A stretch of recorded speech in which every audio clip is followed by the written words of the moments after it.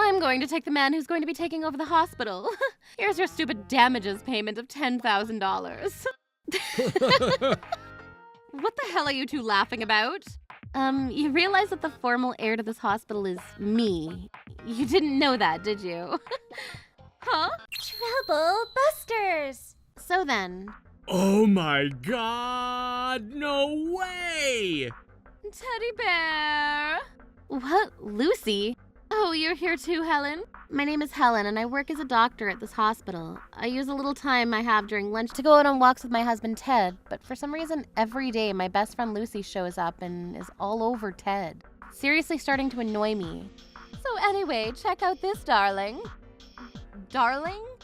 Whoa! That dress is so beautiful! It looks so good on you, honey. Honey? Honey, just hang out here for a second and wait, okay? Hurry up! Hey, Lucy, what the hell was that whole interaction about? You realize you're not good enough for Ted, right? He's too good for you. Huh? You have to at least be at my level, or you're not good enough for him, you know? Huh? Did I take too long, honey? Oh my god, darling, you're so late. I'm not going to forgive you unless you give me a big hug. Hug! I'm going to be taking the heir to the throne. He's all mine now. Here's your damages payment of $10,000. Huh? What the hell is going on? Hey! She's saying that she'll even pay you damages out of the kindness of her heart. You should just be thankful and accept it and get the hell away from my darling, who's the heir to this hospital, okay? Huh? What? Besides, you're seriously only ever talking about work. You just aren't any fun to be around at all. I feel so bad for you, always with that wife. Poor darling. Right? The only person who fills that empty void is you, my lovely honey boo. Once I'm your wife, I'm never going to let you be all alone. I love you, sugar boo. I love you too. Oh, I love you the most in this whole wide world. Love, love, love. My husband, who never worked a day in his life because he mooched off his parents. Or my best friend, who was always on her high and mighty horse and selfish. I thought they were both very special, so I tried my best to just hold it all in. But this is the result of that? Lucy, Ted, I'm not a best friend to her, and I'm not even apparently a wife to Ted. Which means that I'm not going to hold back anymore. Let's frickin' do this. Trouble Busters. Thank you for coming over today. I really appreciate it, sir. I'm the lawyer, Micah. All right, so let's just jump right into it here. Yeah, you're just concerned about the damage payments, right? Here's your stupid $10,000 that you wanted. What is this? Like I said, this is the damage payments for Miss Helen, of course. What's going on? Come on, accept this huge, large lump sum of money already. And then you can give up on the heir that is my future husband, Ted, and hand him over to me. My son, heir? What the hell are you talking about, woman? What the hell are you two laughing about? No, the formal heir to this whole hospital is me. It's not him, it's me. Huh? Also, that guy over there. Yeah, he's got no medical license and he's not an heir to anything. He's just unemployed. That's all he is. Huh? Also, if you're talking about making the damages payment, you're about $40,000 short. You're nowhere near the price. Huh? What do you mean? Ted is the son of the head of this hospital, right? Yes, he is my son, but he doesn't have a medical license. Ted isn't a doctor. But that's not... Hey, darling, what the hell are they talking about? That's, you know. On top of that, you knew that he was a married man, but you still decided to sleep with him, so Miss Lucy, you're also going to be getting sued. The total price between the two of you is going to come out to $50,000. $50,000? Well, if you want to get technical, I'm going to take this $10,000 now, so you two need to just cough up $20,000 more each. You must be out of your mind. This is not what I heard about. Hey, darling! What? You said that you were going to be the owner of this massive hospital down the road. You told me that. Yeah, I'm not lying. Because I was always told growing up that I needed to strive to be a doctor so that I could inherit this hospital. But you never studied. You always played games every single day. You didn't care about the fact that you scored horribly on your SATs. You also didn't care and still applied to a university that has a med school, and you flunked that to no one's surprise. The one place you managed to skirt into was a private dental school. Oh, and he dropped out too. Huh? Hey, Ted! I think that even when I was striving for it, the process has really made me grow and develop as a person. And to make things worse, after you dropped out, not only did you not find a stable job, you took money out of the hospital and just wandered around all the time. I knew a long time ago that this kid wasn't worthy of being an heir. He couldn't even run the family if he wanted to. That's a different problem than what we're talking about now. I'll give up on taking over the hospital and inheriting it, but you know what? I'm not going to let you have that massive mansion, Helen. I'm also not going to pay up that damages money. You get it, love. I knew you had it in you, darling. Of course, I'll never cave to the likes of these kind of evil people like this. Oh, I'm tingling in all the right places. Evil people? So yeah, Dad, Helen, you two can have the hospital, but I'm gonna take the mansion. That cool with everyone? We've already finished up all the paperwork. Huh? I said that all the paperwork's complete. The title, the owner papers, it's all been changed to my name. What? Why would you do such a selfish thing? Excuse me, Miss Helen. How could you do such a horrible thing? You're being way too horrible with your revenge just because my darling and I love each other. Come again? Just because I, your best friend, took your husband from you, you don't have to go this far. I've been thinking and believing that you were my best friend the whole time. You took the words right out of my mouth. I really believed that you were my best friend, so no matter what you said, I tried to believe it and hold it all in. But then you go and sleep with Ted and hide behind my back. What are you acting like a victim in all of this for? Huh? You just got with Ted because you wanted the money and position of power anyway, right? Then there was no love there to begin with anyway. The thing that you wanted wasn't Ted, it wasn't love. It was just the wealth. You just wanted an in to Ted's parents, this hospital, and the lovely mansion this parents own, right? You're the worst. You really thought of me like that, Lucy? What are you sitting over there acting like you're oh so hurt for?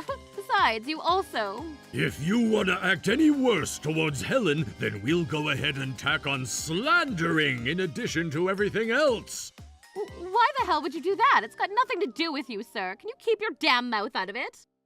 This has everything to do with me. You were the one that was talking about that political marriage, and I just so happened to make it happen.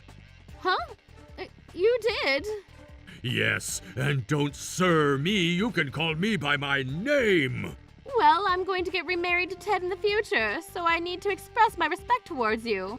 Then you most certainly should not be talking to me like that. Huh? First off, about Ms. Helen. A few years ago, I kind of injured myself on accident. Ms. Helen happened to be working at the hospital that I was carried to. Oh, I remember that. It's very nostalgic.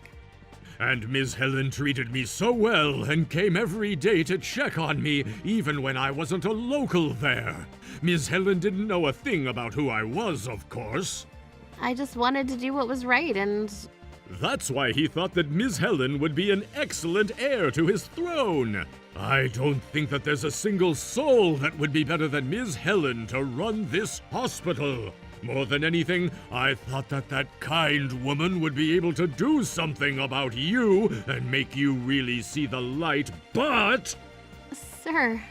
Unfortunate for you. Helen was only being kind to me because she wanted to hear what you just said. This is the kind of woman that schemes like that. Huh?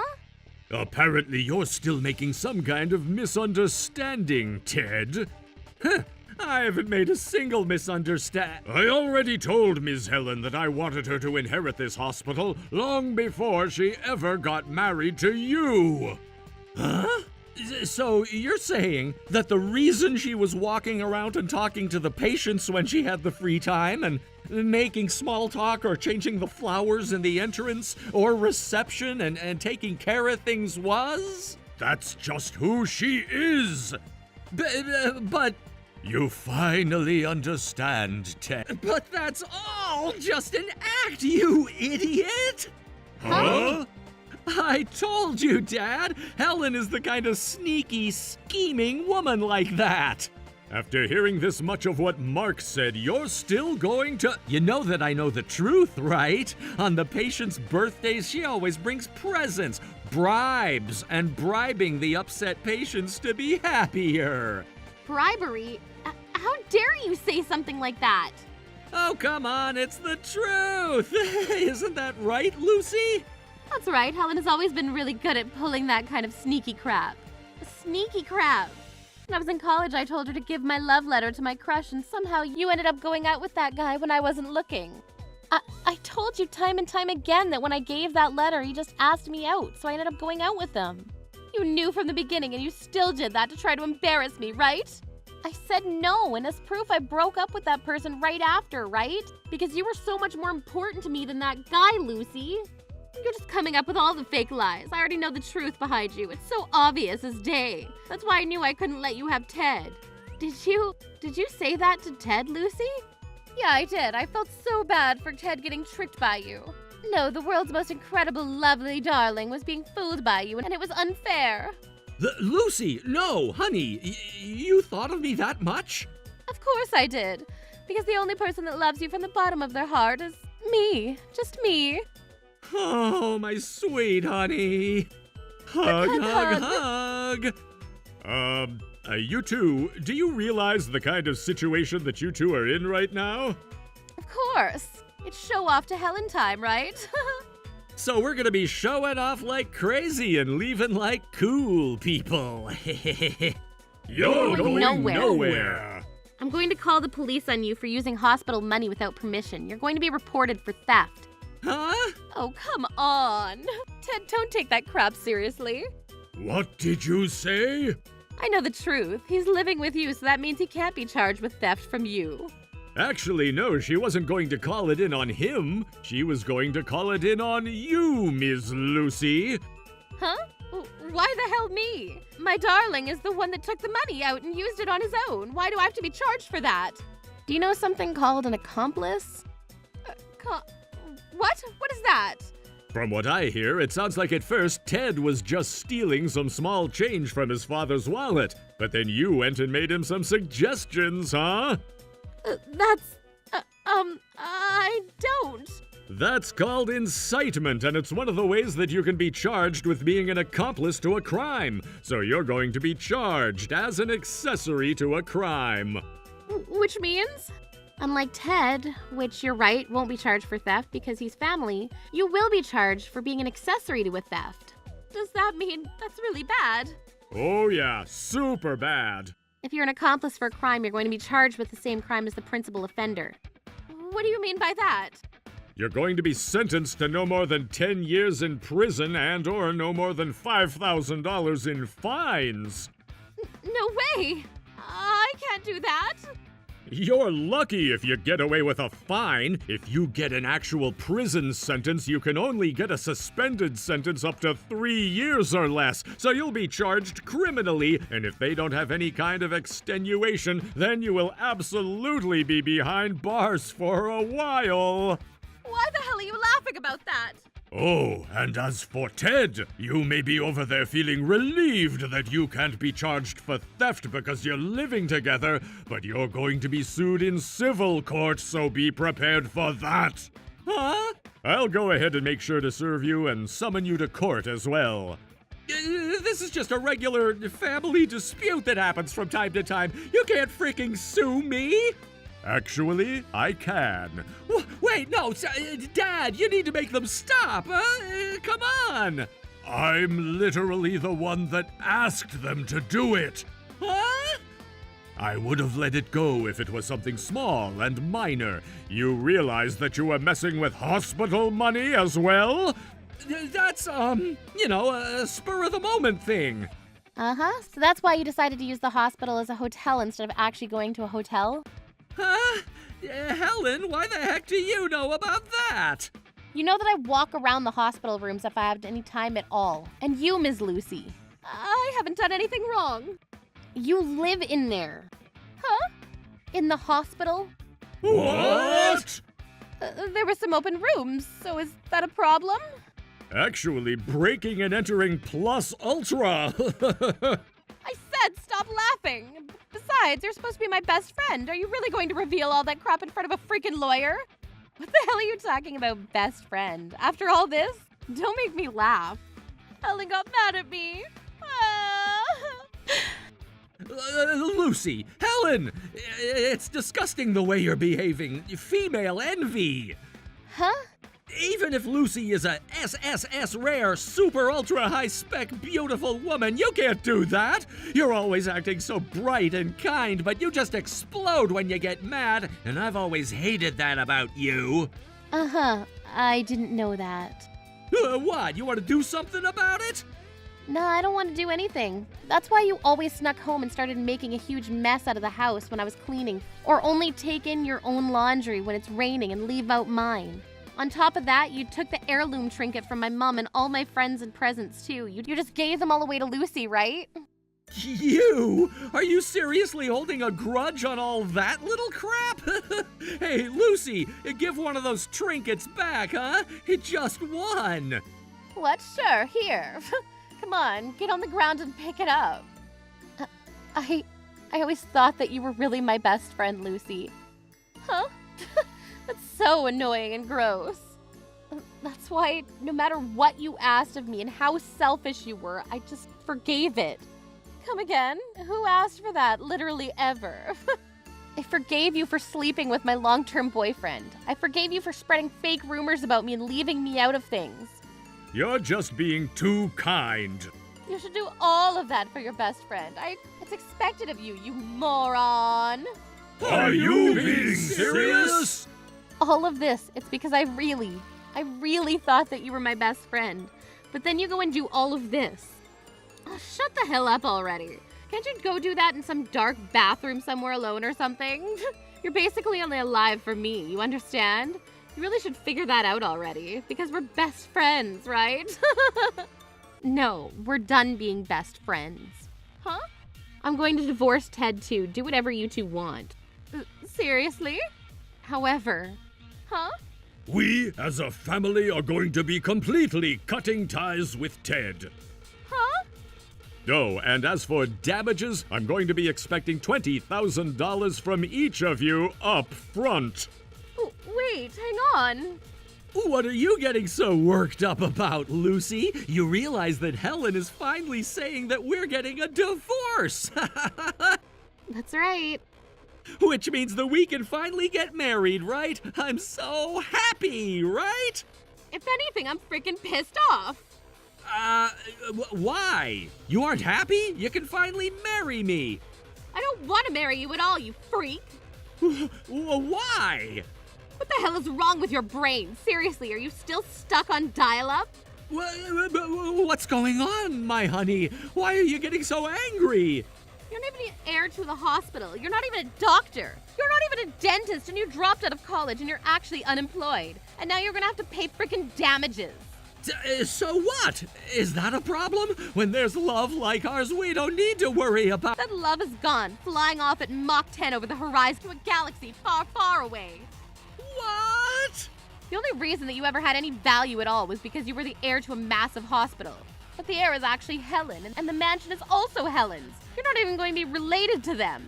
If you were, you might have gotten a little bit of money, but as a result, you've only got damages and compensation for business losses. And you're getting your ties cut. You're just a jobless freak who smells like old people right now. But how could you say such horrible things like that, my honey? Also, stop calling me honey. I'm not your girlfriend or anything anymore. But... I told you, there is no way that you would ever have to refer to me with respect and call me your father-in-law. Shut the hell up. So anyway, Helen. What is it? Can you just cancel all of that theft and damages or whatever? All that? Huh? Because, I just cut ties with Ted just now, Okay? So what? I'm never going to forgive you. Then what about you, Mr. Lawyer? Huh? Can you please just sue Ted for all of the damages? Wait, you want to sue Ted for your damages? Why the hell are you laughing, damn it?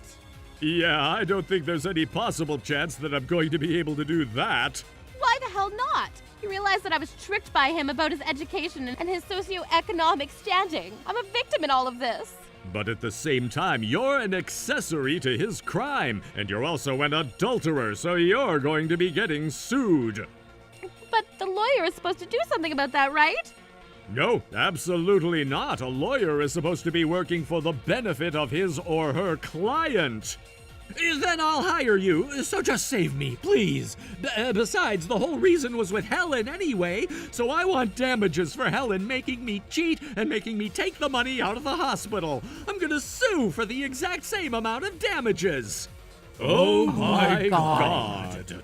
Oh, is this the police? Yes, I've got someone here who is an accessory to theft and also is breaking and entering. Yes. What the hell are you doing, Helen? And Ted, you pack your stuff and get the hell out of my house immediately. Huh? Are you being serious? I don't have any freaking money. Hey!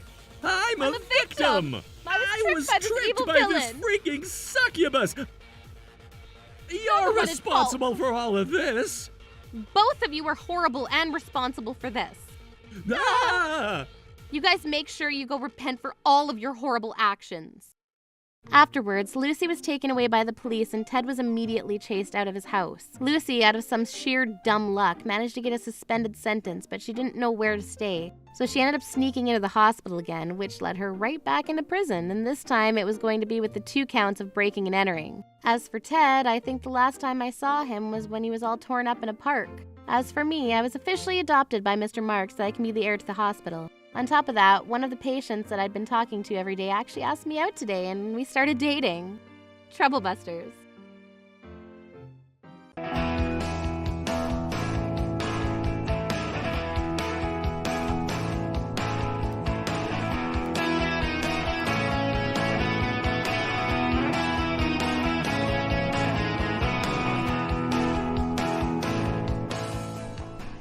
Terrible thing to say to us. I don't have any money to waste on you or your daughter. Neither of you have a bright future. My name is Melanie. I got married to my husband Alan at the age of 28. We got pregnant soon after that and have been living a happy life together. Happy birthday, Dad! Happy birthday! Oh, I'm so flattered that you both spent the time to organize a surprise birthday party for me. Thank you, Alan and Melanie. We had just as much fun planning this party. It was our pleasure. We've ordered some sushi for the party. We hope that you enjoy it. That sounds great. I love sushi. Let me call the others into the room. I was happy being married to Alan, and his parents were both really nice to me. But one day, things suddenly changed. Mommy, what's wrong with Daddy? Why does he sleep all the time? Don't worry, honey. Your father will get better soon. A year after our daughter was born, Alan became really sick, and he needed to go to the hospital regularly to be treated. When our daughter turned 5, Alan's condition had gotten worse, and he was in the hospital. Soon after that, Alan passed away due to his illness. It was so unexpected because I truly believed that he would get better. I wanted Alan to see Helen grow up. I can't believe that he's no longer with us. I miss him so much already. Mommy, why are you crying? Why is everyone so sad? Where's Daddy? Helen. Melanie, you can't cry in front of Helen. You need to be strong for her. I just miss Alan so much. Now that Alan is no longer with us, you're not a part of our family anymore. You need to learn to stand on your own 2 feet. Please don't get in touch with us anymore. How can you say that? Helen is related to you. Don't you have any compassion for her? I don't feel a connection to Helen. I can't have you 2 relying on us. I suggest you find yourself a job. I can't imagine that Helen is going to grow up and be a decent person without having Alan around. I don't need her as my granddaughter. I need to get over Alan's death, and having you and Helen around isn't going to help me heal. I feel sad about parting with you and Helen, but I need to support my wife's decision. You're still young. I'm sure that you can find yourself a new man to live with. How can you say that? We're at Alan's funeral. I can't think about dating another man right now. I want to honor Alan today. Please keep any negative feelings to yourself. We have every right to express our feelings. We were only nice to you because you were married to Alan. With Alan gone, there's no reason for us to stay in touch with you. I understand how you feel about me, okay? I don't think that you do. Basically, you mean nothing to us now that Alan is no longer with us. Make sure that you start packing and get ready to move out of our home. You need to find a new school for Helen, too. Once you've moved out, we won't be getting in touch with you ever again. You can't do this to Helen! Instead of comforting me about losing Alan, Alan's parents decided to turn their backs against me and kick me out of the house. They had been so nice to me up until now, and suddenly they were being so cruel to Helen and I. I was devastated. 1 month later, it was Helen's birthday. Helen's cousin's birthday was a few days apart, so it was a family tradition for us to celebrate their birthdays together. But now with Alan gone, this year's joint party was going to be a huge disaster. Thank you for inviting us tonight. We didn't expect that you would invite us this year now that Alan's no longer with us. Well, Helen is our granddaughter. Thank you. Happy birthday to the both of you. Here are your birthday presents. Thank you, Grandpa and Grandma. Thank you. Did you get me that new toy that I asked you for? Of course we did, sweetie. Go on and open your present. Wow, this is so cool. Thank you. I'm going to show all my friends. This action figure is really popular right now. Did you also buy me some batteries? I want to play with it now. Yes, we already put the batteries inside. If you push the button, the toy starts talking. You should give it a try. Wow, I love it. May I be excused? I'd like to go play with my new toy. Of course, you play with it as long as you want to. First, I'm going to have fun staring at my new toy. It's just so cool. This guy is so strong that he can beat anybody. I didn't know that he was so strong, Kevin. That's a great toy, Kevin. Helen, show us what you got. Some socks that have holes in them. Is this my birthday present? Some worn out socks with holes? Why would you give such a thing to Helen as a gift? You look like you're about to start crying. Helen should be happy that she received a gift at all. We spent a lot of time looking for a pair of socks with holes in them. I got them from a former colleague. He used to wear them but didn't need them anymore. He told me that he wore them for 40 years. You can see the sweat stains on them. You can't find another pair quite like it. What is Helen supposed to do with such a thing? They're not even in her size. No gift would have been better than this. Helen, are those happy tears that we're seeing? It's quite a unique gift. We picked it out especially for you. I'm happy that you see the value in it. She's not happy at all. How can you do this to my little girl? Helen, now that you're 5 years old, you understand the message incorporated in the present, don't you? I'm sorry, but we no longer consider you to be part of this family. You mean less to us than a livestock on a farm. I don't understand what you're saying to me. All I know is that you're being very hurtful. I suppose what I'm trying to tell you is a little too difficult for you to understand. You need to explain it to Helen using simple words. Otherwise, she won't be able to understand what you're trying to tell her. Look, Helen, listen carefully to what I'm about to tell you. Basically, you're not important to this family, and we have no use for you. Did you get that? Why are you saying such terrible things to Helen? What has she ever done to you? Secondhand socks are one thing, but making mean remarks about your granddaughter is a big issue on its own. Aren't grandparents supposed to spoil their grandchildren and shower them with love? Do you have no brain at all? You're not seeing the big picture. I'd say the same thing right back at you. You lost your husband and you don't have a career. I don't see how Helen is going to grow up decently in an environment like that. You're not going to be able to give Helen the things that she needs. That's right. You won't make enough money at your day job, so you'll end up getting a second job that requires you to work throughout the night. A night job is tough. So you're imagining that I'm going to end up poor and not be able to take care of Helen. That's why you're being mean to us? For something that hasn't even happened yet? Yes, that's right. And we don't want to be associated as your family when that happens. That's why we want to cut all ties with you from today. That's a terrible thing to say to us. You used to be so kind when Alan was around. I don't have any money to waste on you or your daughter. Neither of you have a bright future. If you have been prettier, I may have been a little nicer to you, but you're not, so we have no regrets cutting ties with you. I totally agree. You have no charm. Even if you get a night job at a club, I don't think that men would find you attractive. I've heard enough. Have you ever considered that I may not end up getting a night job? What gives you the confidence to say that? If I work hard, I can make enough money during the day and spend time with Helen when I get home. And I'm going to be conscious about my spending and save up as much money as I can. Stop trying to rationalize the situation. You might think that you're smart because you wear those dorky glasses, but you're not making any sense. You don't have the ability to earn decent money. No matter how hard you try, you can't be like us. You were born a loser and you'll remain that way for the rest of your life. Ugly Helen, take a look at my new toy. Isn't it so cool? Are you jealous? Yes, it's nice. Too bad that you won't ever get to play with a toy like this. Are you even listening to me? How about you do everything that I ask you to, since I'm much more important than you? Why? How dare you talk back to Kevin? You should show some respect. I'm really not in the mood to play with Kevin right now. You're supposed to do whatever Kevin asks. Who do you think you are? Please don't shout at me. You're both scaring me. Helen, let's go home. This party's no fun. I comforted Helen as we made our way home, and I decided that I wouldn't have anything to do with my in-laws anymore. During New Year's, they asked us to come over again for a gathering with relatives. It's been a long time. How have you two been? Hello, it's nice to see you. We're doing well. Thank you for asking. Life without Alan must be so lonely and hard. I had been wanting to see how you were doing for some time, so I'm glad that you made it today. Here, Helen. This is a small gift from me.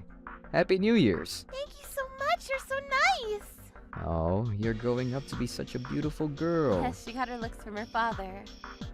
What are you guys doing over here? You don't need to give a gift to that little brat. I don't even consider her family anymore. How can you be so mean? Helen's still a small child. You shouldn't waste your time talking to Melanie and Helen. They're both liars and cheaters. How can you say that about us? What have we ever done to you? You should know.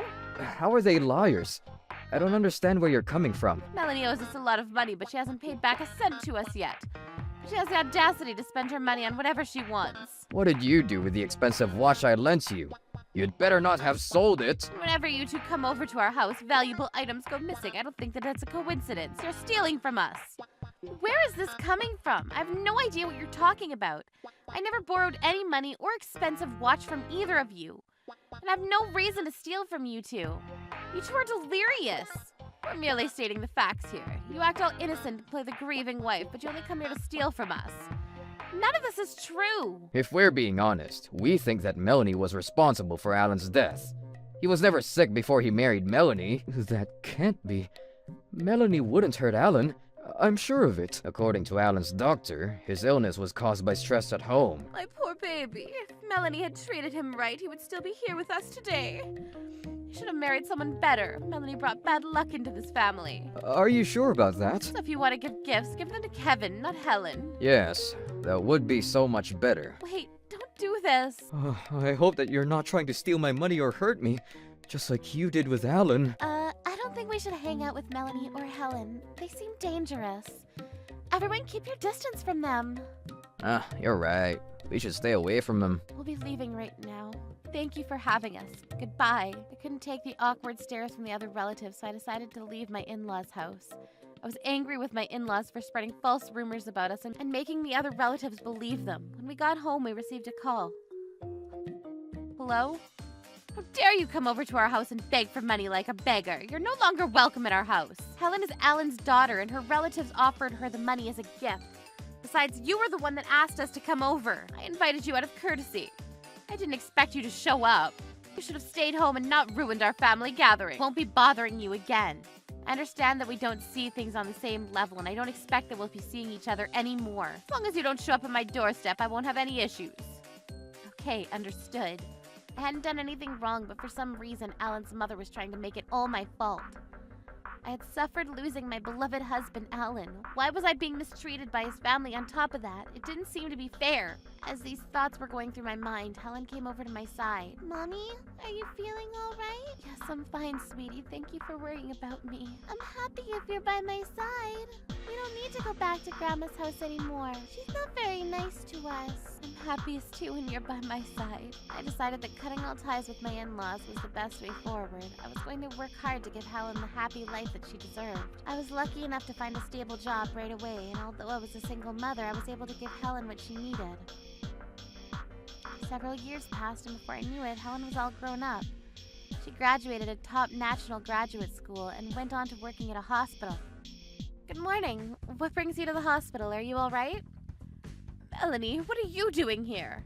I work here, as you can see. You look pale, like a zombie, by the way. You're not a doctor, are you? I'm not, but Helen works as a doctor at this hospital. How is that even possible? Helen graduated top of her class from medical school, and after working in a hospital for several years, she started her own practice. She's the hospital director here and manages all the doctors and nurses. Can't believe that she was able to hire so many doctors. The hospital must be doing well. You were penniless with no husband. How were you able to put Helen through medical school? After we cut all ties with you, there was a pandemic, remember? There was a shortage in medical staff, so the government introduced different types of aid to assist people to become medical staff. But you need to be smart to work in the industry. I quit my job at the supermarket and applied for one of the government aid programs and became a laboratory technician. I was willing to do anything if it meant that Helen could have a happy life. I always wondered why you never begged us for help after we kicked you out of the family. Even after the pandemic was over, I was able to keep my job as a laboratory technician because I'm really good at my job. Because my job requires skill, the pay is really good. Helen decided to become a doctor because she wanted to work in this industry to help sick people as well. It's really difficult to get into medical school. I didn't think that Helen would be the type to get in. You need to be raised by both parents to become intelligent. Helen didn't grow up in an environment to become smart. And I'm sure that your pay is not great. Medical school is really expensive. Well, Helen went to a national university and I was the one that helped her pass her exam, so I didn't need to pay for prep school either. And Helen is really clever, so she graduated top of her class. She also got a full scholarship, so I didn't need to pay any tuition. How is that possible? It seems all too good to be true. And now she runs her own hospital? Helen must be rolling in money. I would say that we're well off. My daughter and her husband lost their job and they recently moved in with us. As for Kevin, he's over 30 now, but he doesn't work and lazies around the house all day. He wastes money on online games and he ended up losing all of our savings. As soon as Alan's mother realized that we were well off, her attitude towards me completely changed when she started telling me all the issues going on at her house. She pretended that she hadn't said all those mean things to us when Helen and I were still suffering the loss of Alan. I wasn't going to let her get close to us now that she thought that we would be useful to her.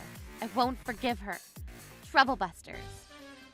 I'm sorry to hear that. You must be so disappointed since you put so much time and effort into raising Kevin. Is this funny, you? We're really struggling right now. It's hard even putting food on the table. Would you mind lending us some money? I'm sorry, but I can't do that. Where were you when we needed your help? You should have mourned Alan's death with me instead of saying mean things to me and shutting Helen and I out. But we're family. As family, you should help us. I'm not related to you, and I don't consider you to be family. Don't you have an understanding of family law? You have an obligation to take care of family that are within the third degree of kinship.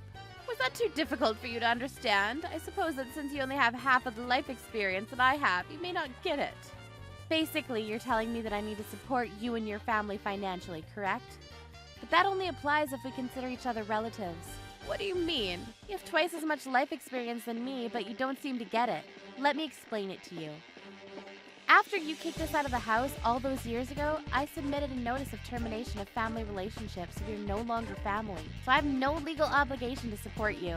What about Helen? We're related to one another. She can't cut us off because we're related by blood. You really need to do more research on family law. You just don't get it. Do I need to gift you a book about law? What's your point? Don't leave me in the dark. Helen's already married. She also has a son, so it's not realistic for her to take care of her grandparents, too. If she has her own family to take care of, she's not obligated to take care of you. Why? You don't get it? This is all so unfair. We took such good care of Helen when she was a small child. She owes us this. Are you talking about the time that you gave her a pair of old socks with holes in them for her birthday? Would you like us to give you some used barf bags as a return gift?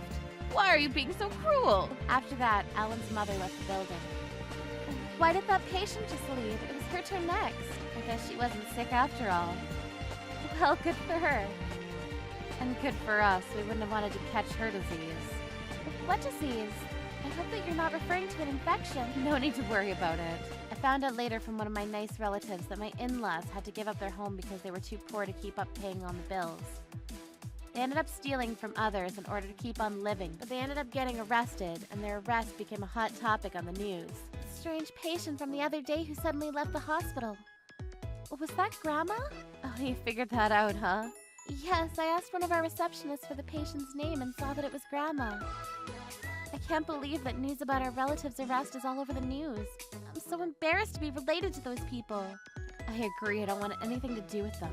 Good riddance. And we proved them wrong. Growing up in a single-parent household doesn't mean that you grow up to be a loser. Look how much better you turned out in comparison to Kevin. Kevin had both of his parents take care of him growing up, but he turned out to be a terrible person. It's not about the size of the family.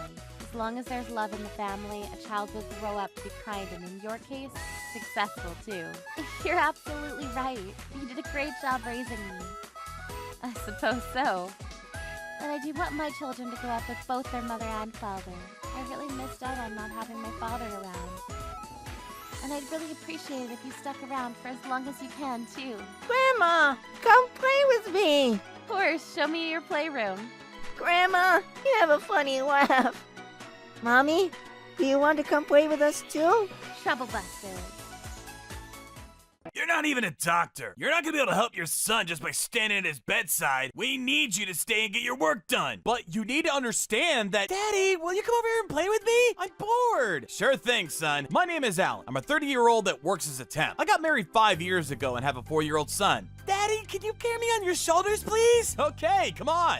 Kevin, you've gotten so big. How much do you weigh now? Kevin has a huge appetite these days. He's going to outgrow all of his clothes. I need to continue working hard so that I can buy Kevin all the food that he wants to eat. My pay as a temp wasn't great, so I was keen on finding a new job that would allow me to work as a full-time employee. But it wasn't easy finding a good and stable job. Plus, I didn't go to a good university. The only thing that was available to me was a temp position. I switched jobs several times, hoping to become an employee, but I was still just a temp. Right now, I work for a mid-sized IT company. I don't have any programming skills, which is why I was hired as a salesperson. One day, my boss Aaron said to me, "Hey Alan, will you get this done by tomorrow and leave it on my desk?" I think these documents are supposed to be completed by someone else in a different department. This is outside my area of expertise. We're short-staffed, so we need to share the work. We don't have the luxury to say that this is not our area of expertise. But look, you don't get it. You don't have the choice to say no. This is an order. I expect you to get this done in a timely manner, okay? You're just a temp. As a temp, you have to listen to what I say. I'm the employee here. I see. Oh, it's the end of the business day for me. See you tomorrow, Alan. Gosh, Aaron's so pushy. Aaron liked to boss me around. He wasn't very understanding. I wanted to say no to him, but since I couldn't, I decided to work on the task that he assigned to me. Oh, I'm so sleepy. I want to go home. The following day, Alan, can you get this done by tomorrow? Thanks. Not again. For some reason, Aaron was giving me tons of work that had nothing to do with being a salesperson. I even had to learn how to do some simple programming because my work required me to. I'm in sales. Why do I have to do programming tasks? This isn't part of my job description. But I figured that the more skills that I acquired, the better it would be for my career. I was going to continue working hard so that my family could have a happy life. A few months passed. I was having a conversation with the CEO of the company. The CEO was nothing like Aaron. He was friendly and open-minded. Hello there, Alan. Thanks for your hard work. Ever since you joined our company, our sales numbers are improving. I really appreciate the effort you put in. Thank you. I'm glad that I'm being able to contribute to the company. I love working here. Well, continue doing your magic. I was happy that the CEO recognized my hard work. Since the company that I work for is a mid-sized firm, the quality of work that each staff does really makes a difference. That's why my hard work had paid off and was adding to the sales numbers of the firm. Daddy, what kind of work do you do? I work for a mid-sized IT company. I mainly work as a salesperson, but I do some programming work too. The CEO of the company commended my hard work today. I was really happy about that. Wow, that's so cool, Daddy. Yes, I guess you could say that. I want to be just like you when I grow up. And it's amazing that you read a book and taught yourself how to do some programming. I'm reading a pretty interesting book myself, you know? And I think that the sales numbers of the company was so bad when they hired me that it was quite easy for me to raise them. But without you, the company would not have been able to recover. I'm sure of that. Yes, I suppose so. Thanks for cheering me on, son. I'm going to improve the sales numbers even more. The following day at work, I received a phone call from my wife. Hi, honey. Is something the matter? Alan, you have to come home right away. Kevin's really hurt. What's wrong with Kevin?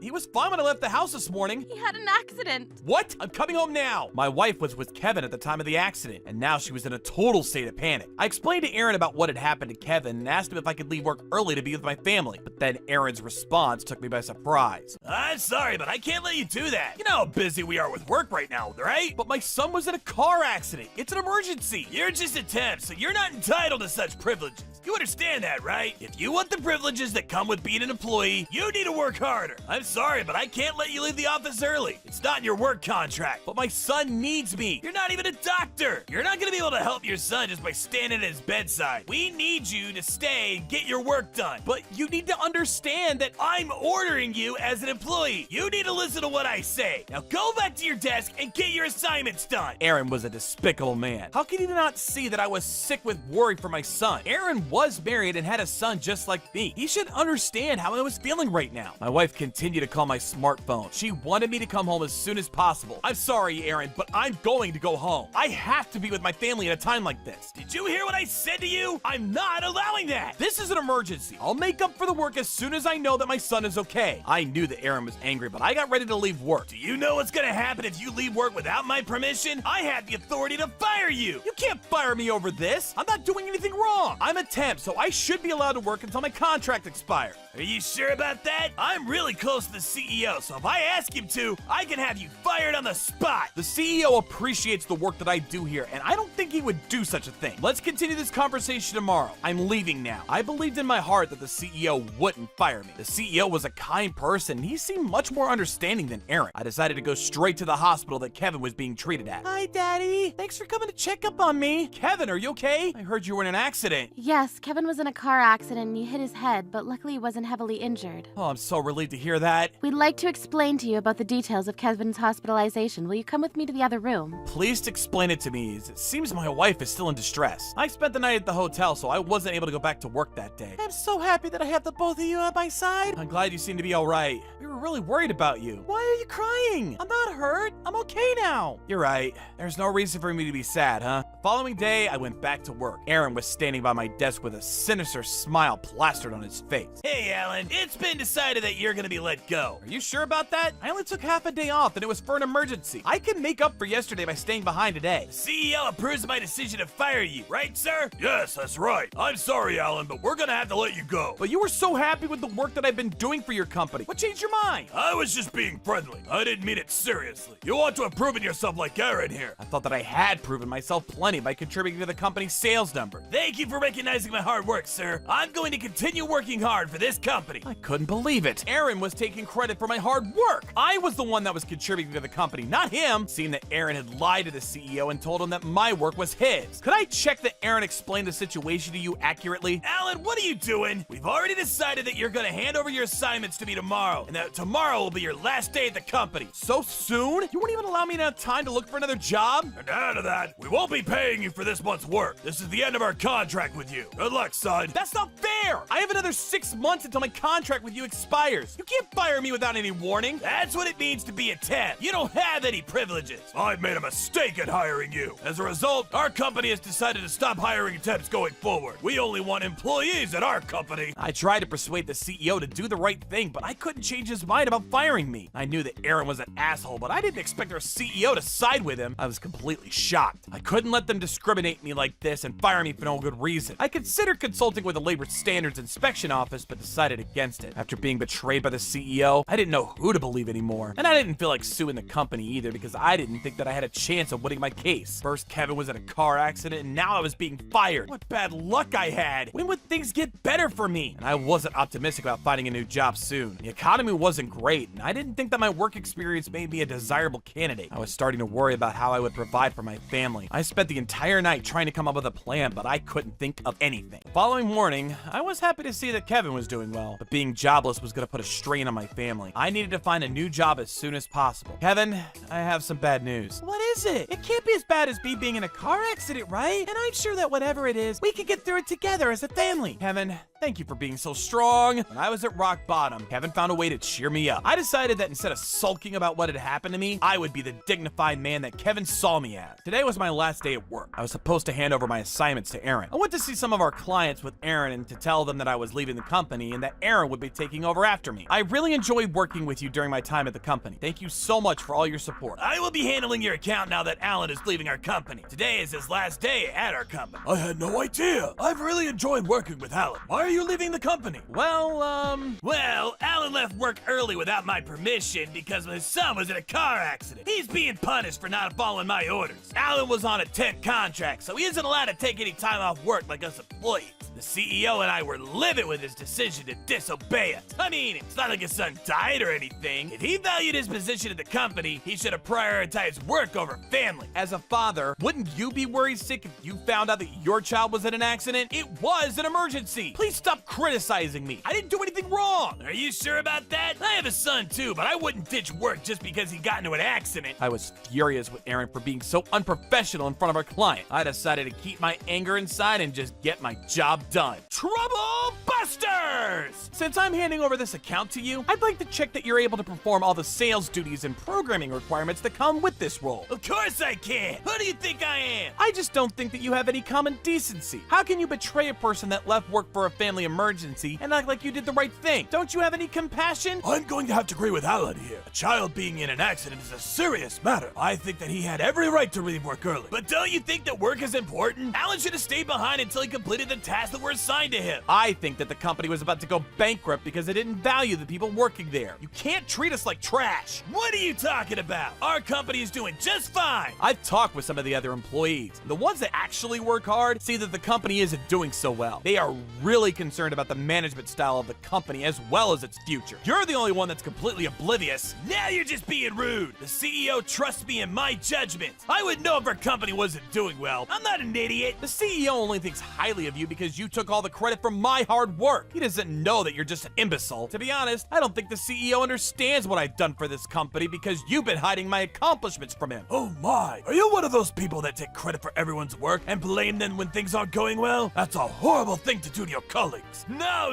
Alan's just making all this up. None of what he says is true. He's angry that he's getting fired and he's taking it out on me, that's all. Well, if you say so, please explain to our client about your sales achievements to date. That's not something to talk about in front of our client. Okay then, how about you tell us why the CEO favors you so much? There must be a reason, right? Can we discuss this after the meeting? It's unprofessional of us to discuss internal matters in front of our client. It's all right. I have the time. Please talk about it now. I'm listening. We don't have to do this now. I want to make sure that the person taking over the account after Alan knows how to get the job done. Please prove to me that you are capable of getting this job done. Oh, I see. So, Aaron, could you please answer my question? You don't have any skills as a salesperson, nor any skills in programming. So how are you going to take over this account? I'm talented, and I can do this. I know that I can. If a temp can do it, so can I. There's no question of it. I see. Then can you show us what you can do right now? Once I'm done handing over this account to you, you need to reprogram the current software and enhance its features. I was going to take care of it, but since I'm no longer going to be a part of this company, you'll have to take care of it. Aaron, I'm counting on you. Programming? That's not part of the job description of a salesperson, though. But if you're able to do it, why say no? It's a request from one of your important clients. Yes, I'd like to see how you do on this assignment. Well, I'm in sales and programming is outside of my area of expertise. Aaron, please let us know about all your achievements to date. I expect the same level of commitment from you as Alan.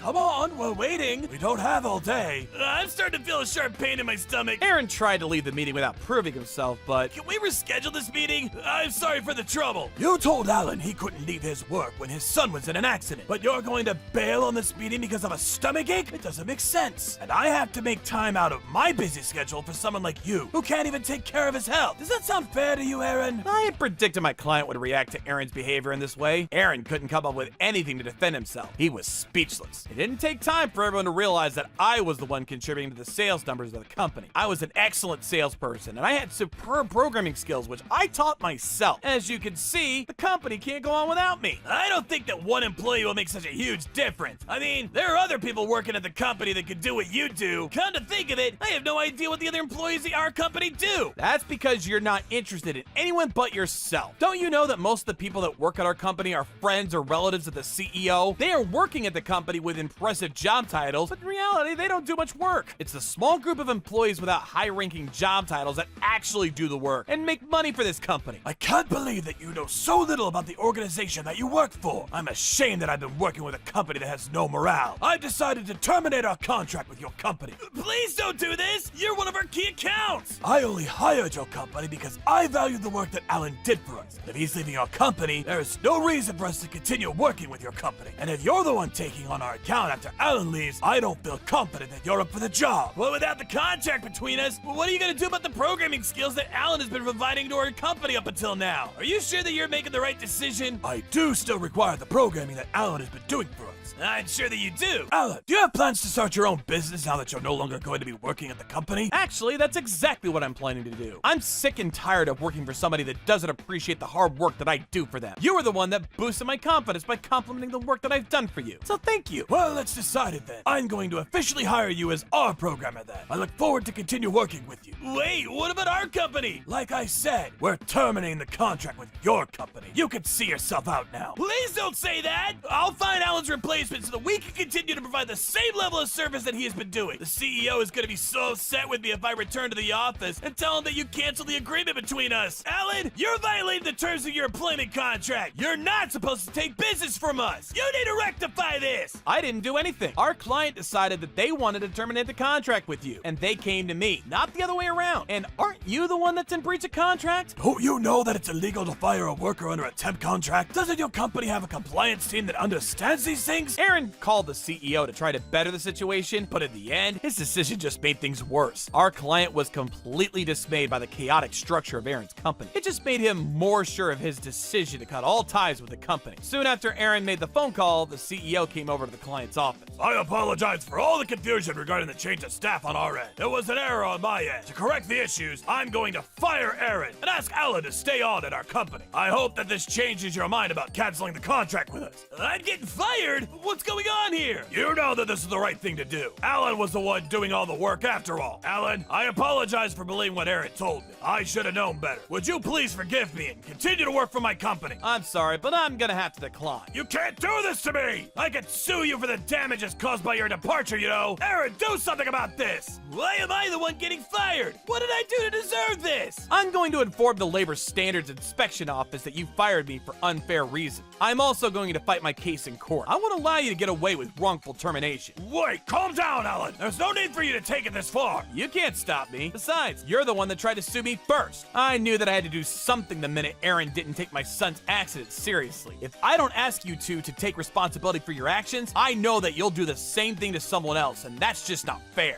I'll make sure you both get the punishment that you so deserve. Aaron, don't just stand there, do something! If you can fix this, I won't fire you! Oh, really? You need to do all the work that Alan has been doing for us up until now. I expect you to maintain the quality of the output. I know that you've been taking credit for Alan's work. You're an employee. You should be more than capable of taking over a temp's job, right? But you need to make up for the fact that you've been lying to me all this time. And you need to make sure that our company remains profitable. I'm not going to allow you to make any more excuses. You need to take some responsibility. I don't think I can. Afterwards, I went to the Labor Standards Inspection Office in court to plead my case. The Labor Standards Inspection Office ordered the company to make improvements to the way it managed its business operation, and the court ordered the company to pay me $50,000 in damage. The reputation of the company was now in tatters, and it ended up going bankrupt as a result. The CEO, Aaron, and the other employees that were friends or family of the CEO lost their jobs and couldn't find new work because they hadn't been working hard. The employees that had been working hard were headhunted into the new company that I had started. Alan, here's the document that you asked me for. Thank you so much. I'm off to a meeting with a client. Okay, thanks for your hard work. My new company was doing well thanks to my hardworking employees. I'm also going to continue working hard so that my son continues to be proud of me. Trouble Busters! My name's Mary. I'm in my late 30s and I'm a homemaker. I live peacefully with my husband Aaron and our son Ken. It was a few months prior when something life-changing happened. Oh no! My precious comic book collection is nowhere to be found! How could this be? Are you talking about those old comics of yours? I threw them all away. Why would you do such a thing, Dad? They were just some old comics. Wasn't it fun for me to throw them away? What was with all the illustrations of nude men in them, though? Oh no, you looked through them? I can't continue on like this. This is so embarrassing. The comics we had been talking about were comics that I started to collect from when I was in high school. I couldn't believe that my dad had thrown them all away without asking me if it was okay to do so. Because of the shock I got from this revelation, I decided I didn't want to talk to my dad for a little while, so I ended up ignoring his calls for a few months after. Mary, are you still ignoring your dad? Yes, it's not my fault I'm angry at him for having thrown away my precious comic book collection. He didn't even ask me if it was okay to do so. But still, he's your dad, and he didn't mean anything bad by it. But he threw away my most favorite author's comics. They were my most prized possession. I know they were your favorite comics, but still. I know they're long gone now, but I still get giddy thinking about the stories they told. But still, I think you should hurry up and forgive him too, Mom. See? Even Ken agrees with me. If you both think it's best for me to forgive my dad, then I guess I should. But through those comics, one can tell a lot about my life up until then. They were a reflection of my teenagehood and how I came to be the person I am today. And so when my dad threw them away, it felt to me as though he was throwing my existence away. So I can't forgive him that easily. But I do also think ignoring him forever sounds like a stupid plan as well. I guess I should contact him soon. That sounds like a great idea, Mary. Actually, I'll text him now. Why's my mom calling me? Mary, your dad, he passed away. No, that can't be. You hadn't been answering his calls recently, right? He kept telling me how much he wanted to see you for the last few months. I was just about to text him and tell him that I wasn't angry with him anymore. I can't believe he's gone now, though. I'm so sorry, Dad. I know you two weren't on the best of terms recently, but you'll definitely make it to his funeral this weekend, right? Of course, Mom. The least I can do is properly say goodbye to him one last time. I still couldn't believe it, but my dad had suddenly passed away. I felt so much regret and sadness that I couldn't function properly. Mary. Dad, Aaron and Ken, you both have to get ready for the funeral too. Mom, do you even have the right clothes to wear yourself? Wow, you seem to know a lot about preparing to go to a funeral. Hello? Let us in already! Oh no. Those voices belong to Aaron's sister and mother that I don't necessarily get along with. The door was unlocked, so we let ourselves in. Oh no, they came in without being told they could. What are you two doing here all of a sudden? Chelsea's wedding's on this weekend, so we came by to invite you all to come. And don't forget to bring money instead of gifts. Wait a second. This is the first I'm hearing about this. My soon-to-be husband is super rich and handsome. Stop changing the topic. I feel as though we were simply meant to be. It was surprising to most people that someone as beautiful as me was still single until now. But that's all going to change. I'm not sure who was thinking that was surprising, but anyway.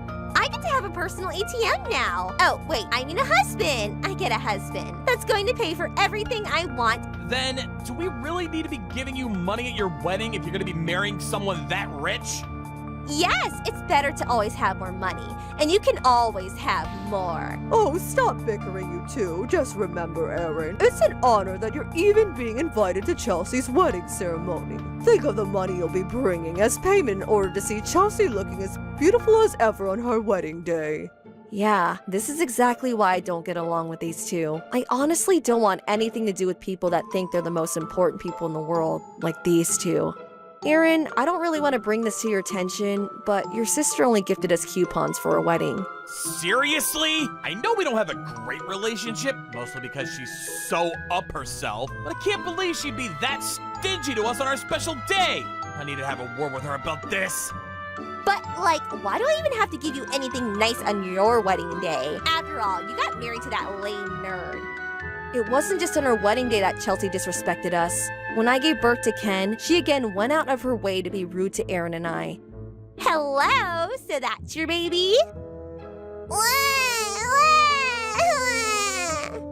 Yes, he's a very healthy boy. What a bummer you had a boy. They're not cute, and you can't even have fun dressing them up. Having cute girls like Chelsea's the best. I wish this baby was a girl too. Even if those were your true feelings, the both of you don't have to say those things to my face or in front of my baby boy either. Like this, ever since Aaron and I got married, these two have constantly been going out of their way to belittle us and our family. According to Aaron, these two have always been quite the eccentric type. Well, Chelsea, you got 50% on your test today? Yeah! Well done, my beautiful daughter. You did so well. I know you're keeping all of your brain power for the finals coming up later. That's why you only decided to get 50% on this test. I got 98% on my test today, Mom. How dare you get a higher score on your test than your older sister? That's so disrespectful of you. You should know your place. Sound trying to prove that you're better than me, you little brat. Well then, Chelsea, let's have some cake. I got your favorite cheesecake today for us. Yay, I I love cheesecake. Aaron, there's none for you. Brothers that don't respect their sisters don't get cake. Dad, please come home quickly from working overseas. I don't know how much more of this bullying I can take from Mom and Chelsea. I had heard about all the times Aaron had clashed with his mom and Chelsea in the past, and the best way I could make sense of their behavior towards him was to acknowledge that they were simply missing some screws in their head. This weekend, though, is my dad's funeral. So no matter how crazy these two may be, I believe if we explain the situation to them, they'll understand that we won't be able to make it to Chelsea's wedding. Oops, even if it's just in my head, I shouldn't be calling them crazy. I'm sorry, but we won't be able to make it, considering that we'll have to go to my father's funeral on the weekend. My apologies for not being able to make it to your wedding day. Seriously? It's not like you get anything by being there for some dead person anyway. You should know better than to skip my wedding because of such a stupid reason as that. Seriously, Chelsea? Think about Mary's feelings for once. Honestly, I'd rather go to Grandpa's funeral, considering that this is the last time I'll be able to see him. Ew, creepy little kid. Why is your child so strange, Aaron? Anyway, you'll better make it to my wedding no matter what. If it's okay for us to go after my dad's funeral in our funeral clothes, then we'd be more than happy to go. I don't care what you wear, just make it to my wedding. Wow, I was being sarcastic, but if she really doesn't mind us going in our funeral clothes, then we could. Fine, we'll be there. You won't let us skip it no matter what, then we'll be there after Mary's dad's funeral. You all better. It's a promise then, okay? Dad, I'm sorry that I didn't get to say goodbye to you on better terms. Mary, are you okay? I'm okay. Oh, my sister's calling me. When are you all getting here? My wedding ceremony about to start.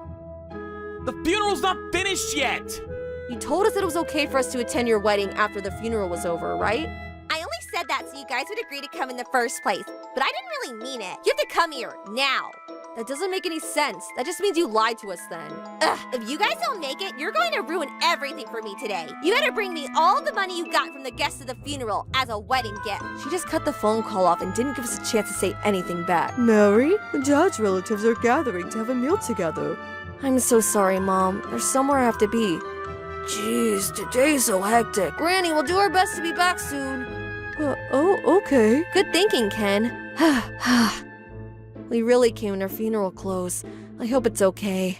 Did you bring me the money you gathered from the guests at the funeral? As if I would. That money was for the guests to show their respect to my dad and his family. I told you to bring me that money as a way to apologize to me for getting here late. Stop being irrational, Chelsea.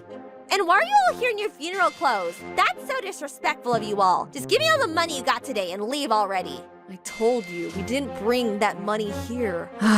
Where's my money? Please don't go through my bag. I only have my prayer beads and handkerchief in there. What's going on here? Why are these people wearing funeral clothes to a wedding? That's so disrespectful of them. But the bride said it was okay, so we rushed to be here.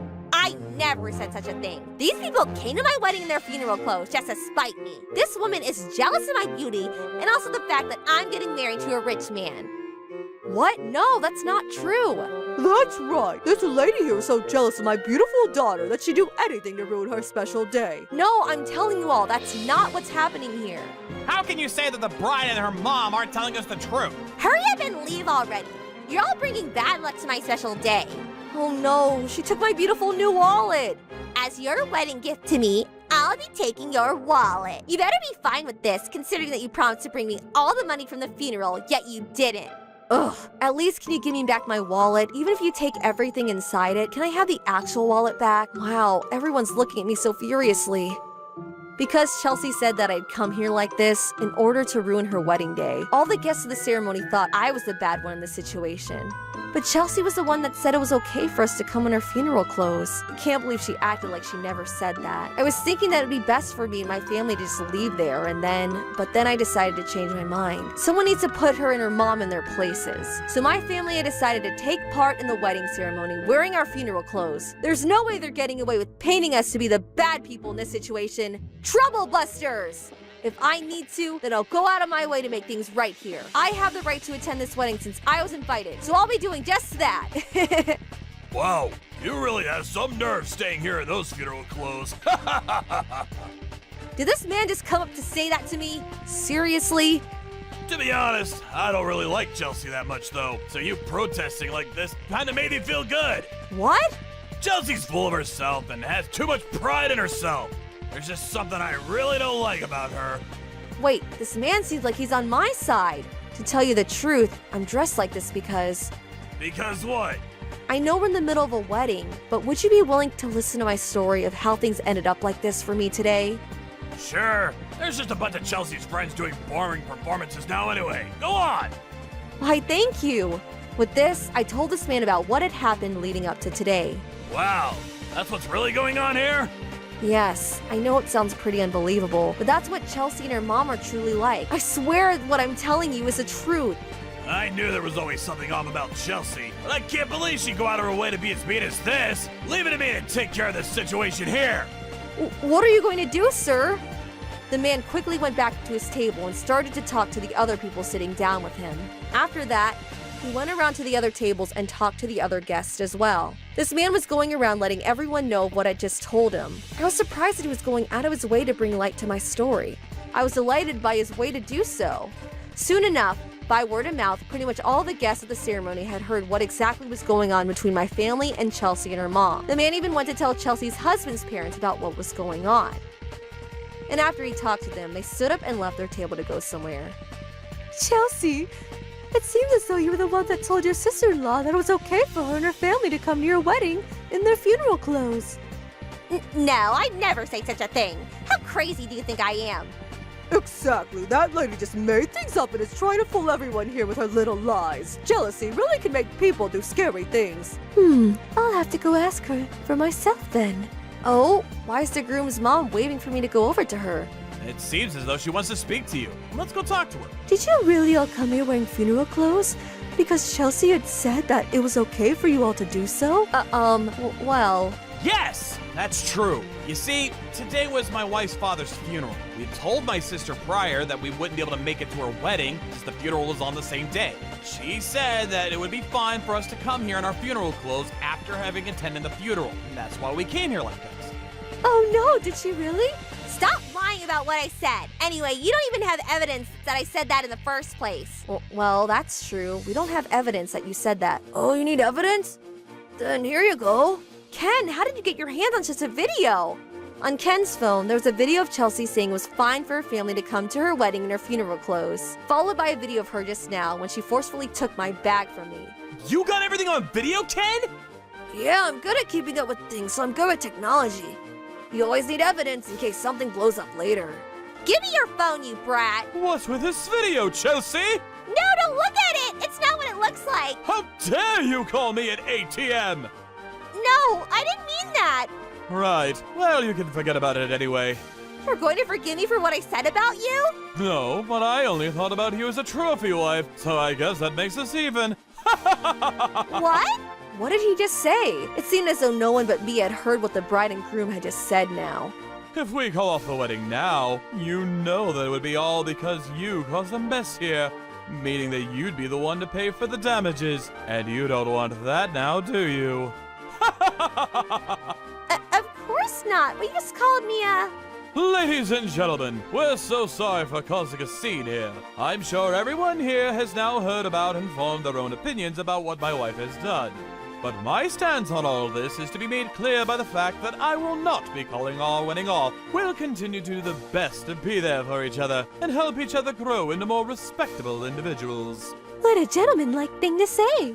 I'm sure you'll be able to support each other in becoming better versions of yourself. I'm sure your wife will be super happy to live the rest of her life with a generous husband as yourself. I'm so glad the wedding's not being called off. With this, Chelsea or I won't be needing to pay for any damages. It seems as though things worked themselves out, but Chelsea doesn't look too happy about this outcome. The wedding day from hell was somehow able to be turned completely around by the groom's speech, but I seem to be the only one that had heard the groom and bride's previous conversation leading up to his speech.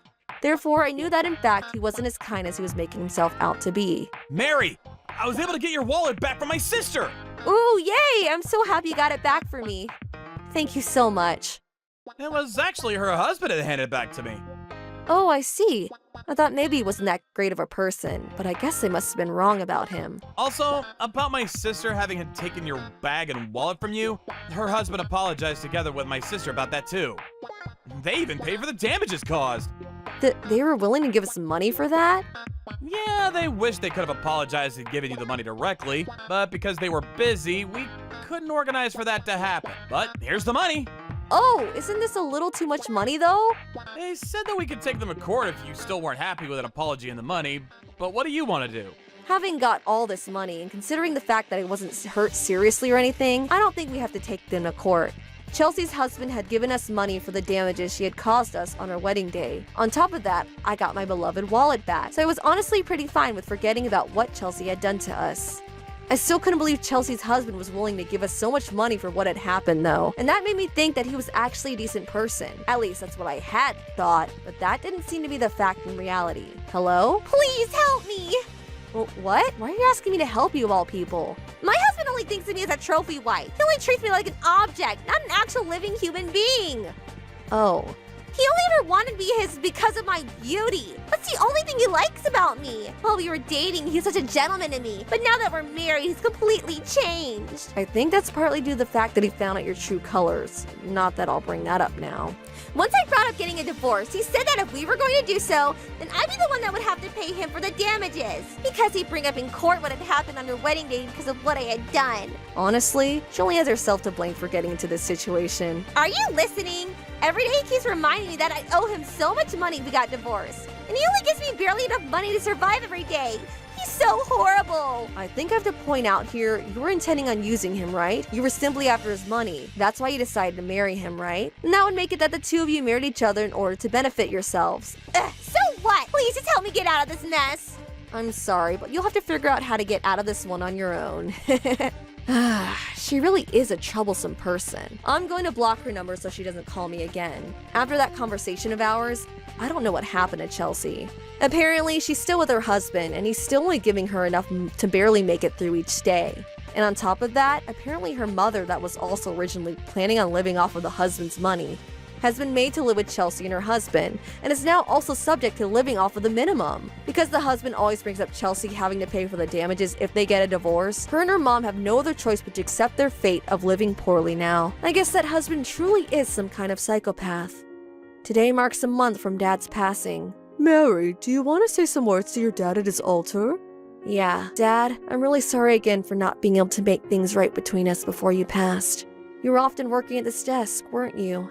Mary, if you want it, you can have this desk of his. I think Dad would be proud if you got good use out of it. Thanks, Mom. Oh, something dropped. It's a handwritten letter for me from Dad. Dear Mary, I'm sorry for having thrown your comics away without asking you first. I'll be waiting for the day you forgive me. Stay healthy and happy. Always. Dad! Me and my dad weren't able to say our goodbyes properly, but through this letter, I was able to understand just how much he truly cared about me. I can't see him anymore now, but once I make it to the other side, I know that the first person I'll be going to is meeting my dad. Until then, I'll do my best not to waste a single day and make the most of my time I have with my family. If I'm able to make it to heaven, I'll make sure the first thing I do is apologize to him. Until then, I'll do my best to stay healthy and happy, just as he wished I'd be. Trouble Busters. Don't you get it? You stressed me out so much that I had to go find myself a lover. This isn't my fault. That's not fair. If you were the perfect wife, I wouldn't be cheating on you. I'm off to my vacation with my lover. See ya! My name is Helen. I've been married to my husband Kevin for 3 years, and I'm currently 8 months pregnant. I can't wait for our baby to be born. I heard that during pregnancy you can become emotionally unstable because of hormones. But I was doing okay. My friends and family are so supportive of my pregnancy, so I'm able to remain relaxed and happy. My parents and older brother Alan are really kind to me, and I get along great with my in-laws Aaron and Sarah. When I announced my pregnancy... Helen, tell us the news. What is it? Helen's parents are here too, which means it must be big news. I think I know what this is about. Well, let's hear it, Helen, before my husband guesses what it's all about. Right. Helen, please tell us. Don't leave us in suspense. That's right. Helen, please. Thank you for coming over today. I have some really happy news to share with everyone. We can't wait to hear your news, Helen. Could it be? I'm pregnant. You guys guessed correctly. That's great news. We're going to be grandparents. Congratulations. We couldn't be happier for you and Kevin. I'm going to be a very hands-on grandma. Congratulations, Helen. I was so happy to be congratulated by the people that meant the most to me. I appreciated and cherished my happy life, but this total bliss made me uneasy at times. I was scared of losing it all. And I was right to be scared. It had to do with my husband's suspicious behavior. He began to act strangely 1 month after we were married. What's going on here? Hi, sweetie, you're home. Why are you alone in the dark? Being in the dark soothes me, helps me stay calm. Nothing's wrong, you don't have to worry about me. All right, if you say so. I'm envious of you because you have the luxury to sit in the dark, deep in your thoughts. Well, I'm out busy with work. You're a housewife. What is there to think about? How can you say that? It's very hurtful. I was thinking about the fact that you're cheating on me. Me? Cheating on you? Don't be absurd. Your imagination is going wild. Maybe you ought to get a job or something. All this free time on your hands is making your mind wander into dark places. I didn't think you were so delicate. I have proof that you're cheating on me. This is you, right? What do you have there? Don't act all innocent. We've only been married for 1 month. Why would you cheat on me? I can't trust you anymore, Kevin. You got it all wrong. I did cheat on you, but it wasn't to hurt you. I was going through marriage blues. It was my way of coping. I won't do it again. You have to believe me. But I'll do all the household chores on my own for a while to make it up to you. How does that sound? I regret having cheated on you. I feel really bad about what I did to you. It was only the one time. Won't you forgive me, honey? you're sure this won't happen ever again? Yes, I'm sure. I'm positive. We're finally married. I don't want to do anything to jeopardize that. Okay, I forgive you then. Promise not to let me down again. Yes, I promise. You're the only one that I love. Truly. I decided to take Kevin's word and believe that he wouldn't cheat on me again. I mean, we got married because we loved each other, right? That's what I told myself. Kevin didn't change, and he continued to cheat on me. There were times when I considered consulting with my family or friends, but I was too embarrassed to tell anyone. And because I was surrounded by nice people, I felt that they would worry about me too much if I told them. That's why I kept this to myself. Fast forward to a few years. Kevin, could you please pick up the trash that you leave on the tables? The house is a mess. Is it? Doesn't bother me. Are you for real? We live in a dump. Didn't you tell me before that you'd help with the household chores as punishment for you cheating on me? But you didn't keep your promise. You haven't lifted a finger. Why did you make a promise that you had no intention of keeping? I was just trying to get you to forgive me. I didn't want you to leave me. We had just gotten married. Aren't you glad we didn't get divorced? It was because of my fine negotiating skills that we made up. What is your problem? What's yours? You don't take good care of me. I'm going to cheat on you again. I was now pregnant with his child, yet Kevin refused to grow up. In fact, I felt like his attitude towards me was getting worse as time passed, and I suspected he was cheating on me again with someone new. I didn't have any proof, but Kevin would come home late every night telling me that he was busy with work, and he seemed to be spending a lot of money. He must be buying nice things for his lover. Kevin? What is it, Helen? Are you upset with me about something? Actually, it's nothing. What is it? Now I'm curious. I know something because of your mind. Tell me what it is. I don't want you to blame me for something later on. If you want our relationship to work, we should be open with each other. Okay. I wanted to yell at Kevin and tell him that I knew that he was cheating on me again and that he'd done it several times during our marriage. I didn't know how to ask him for the truth without getting him to make excuses for himself. But we were expecting a baby and I needed him to be more responsible. I needed to teach my husband a lesson. That night while my husband was fast asleep, I checked his smartphone. I was suddenly not feeling well. I felt a chill go down my spine and my throat began to hurt. I then began to cough. I was craving some ramen noodles to warm me up, but because I didn't have any, I decided to go to bed early. I'm home! Wow, you scared me. What are you doing? I wasn't feeling well, so I was laying down. Would you mind making dinner for us? Well, that's good news for me then. How is this good news? I don't get it. Your timing is perfect. Hello? Yes, a business trip? Tonight? I'm sure I can make it. See you soon. You're going to leave me home alone when I'm sick and pregnant? Yes, I'm sorry about that, but it's work. I need to go on a last-minute business trip. I'm off. I don't have a minute to lose. Why would your boss call you late at night and at the exact moment that I asked you to make us dinner? I know you'll miss me lots, but I'll come home as soon as I can, okay? You're going to go see your lover, right? I don't think it's work. Not that again. Look, I need to go on my business trip. Can we discuss this when I get back? If you think that I'm cheating on you, you need to show me some evidence. Okay, here you go. Where did you get this? You went through my smartphone? How dare you! I hadn't planned on confronting him, but I was fed up with his behavior. As soon as I showed him the evidence that I had gotten from his phone, Kevin started to lecture me instead of apologize for cheating on me. This wasn't my fault. He was trying to make the issue about something completely different. Okay, fine. I won't deny it. I'm cheating on you. Are you happy now? No, I'm not happy. We're having a baby together. Don't you intend on being a loyal father? What do you want me to say? I know that you love me and that you won't leave me, so just look the other way. That's easy for you to say. I can't look the other way. Then do you want me to apologize to you? Is that what you want? I'm sorry. Are you satisfied now? How many times are you going to cheat on me? When will you be through? Think about our unborn child. This is not a healthy relationship. relationship. Don't be so conventional. We don't need to define our relationship as long as we're both happy, right? Can't you let this go? It's not a big deal. I won't leave you, so you have nothing to worry about. Don't you get it? You stressed me out so much that I had to go find myself a lover. This isn't my fault. That's not fair. If you were the perfect wife, I wouldn't be cheating on you. I'm off to my vacation with my lover. See ya! You're leaving? Well, I have nothing to hide since you already know where I'm going. By the way, I'm not going to go to the hospital when you give birth. Blood makes me queasy, so can you try to deliver our baby while I'm away with my lover? I'll be away for 2 weeks, so does that give you enough time? If you need me to be away for longer, I'll just extend my trip. You're crazy. You can't do that. How can you do this to me? Well, you can't stop me. You don't own me. Besides, we'll both be busy when the baby arrives. This is the only time I can enjoy a relaxing vacation with my lover. Please don't go. Don't do this to us. If you leave for your trip now, I'll divorce you this time. Don't try to make me feel guilty by bringing the baby into this. It's not working. Also, I didn't want a baby in the first place. I did this for you. You should be more thankful. Do you understand? Huh? And don't try to threaten me with the word divorce. You say that, but I know you won't actually leave me. If you really wanted to, you would have divorced me by now. I'm serious this time. I'm sure that you are. I need to go now. I'm gonna miss my flight to Hawaii. It's been a while since I enjoyed the beaches of Hawaii. I'm so excited. Bye now. And just like that, Kevin left for his trip to Hawaii. I was devastated when I heard Kevin close the door to our home. I couldn't take this anymore, and I was also sick. I started to cough again. I was starting to feel faint, and I needed someone to come and help me. But Kevin was already on his way to the airport. I made my way slowly toward the phone. I was really dizzy, but I managed to ask for some help. Soon after that, I lost consciousness.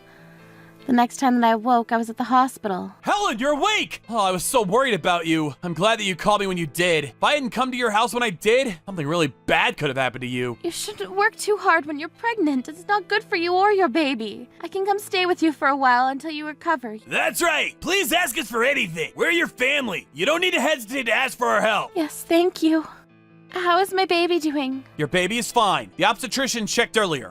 I'm so relieved to hear that. I was so worried. I felt safe now that my family was here with me. Nothing was wrong with my baby either, but for some reason I couldn't be happy with the situation.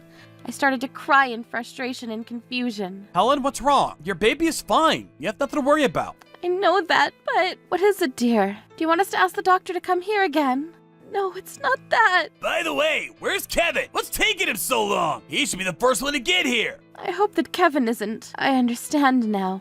Helen, what do you want to do about everything? I knew in my heart that Kevin wasn't capable of changing. He was going to continue cheating on me. I wanted him to learn his lesson and regret the fact that he hurt me so many times. The last straw was when he told me that he didn't want our baby. I wasn't going to forgive him. Troublebusters. 2 weeks later, Has our baby arrived? Helen, why did you have to leave us so early? I'm not prepared to say goodbye to you yet. Kevin, where have you been? What's going on here? Helen and the baby, they're gone. I tried to get in touch with Helen today, but she wouldn't answer her phone, so I got worried and came here. Then I found her on the floor. I can't believe this is happening. You're joking, right? Helen can't be dead. This is no joke. You can see for yourself. She has no pulse. Her body's still warm, but there's no heartbeat. This can't be happening. You're right. There's no pulse. What happened while I was away? The police are here. I'm gonna speak with them now. Oh, my poor sister. They didn't deserve this. Helen, I can't believe you're gone. Well, this works out great. Now I won't get told off for cheating on Helen, and I don't need to raise a baby. On top of that, I get Helen's inheritance and money from her life insurance policy. The only thing that bothers me is the fact that I'll have to do the household chores myself, but I guess that's not such a big deal. Now I can propose to Tammy. Hooray! welcome home, Kevin. I'm glad that I finally got the truth out of you. You seemed to be really happy when you thought that I had died. Whoa! You startled me! So you faked your death? I did. I feel great. Thanks for asking. But I almost died because of you. Are you disappointed that I'm still alive? Of course not! I'm so happy that you're alright. I'm glad to see you got over your cold, too. How's our baby doing? I heard everything that you said a few minutes ago. Don't play dumb with me. I recorded what you said, so you can't get away with it. Hey, Alan, you can come back into the room now. I heard everything that Kevin said as well. You're a terrible husband to my sister!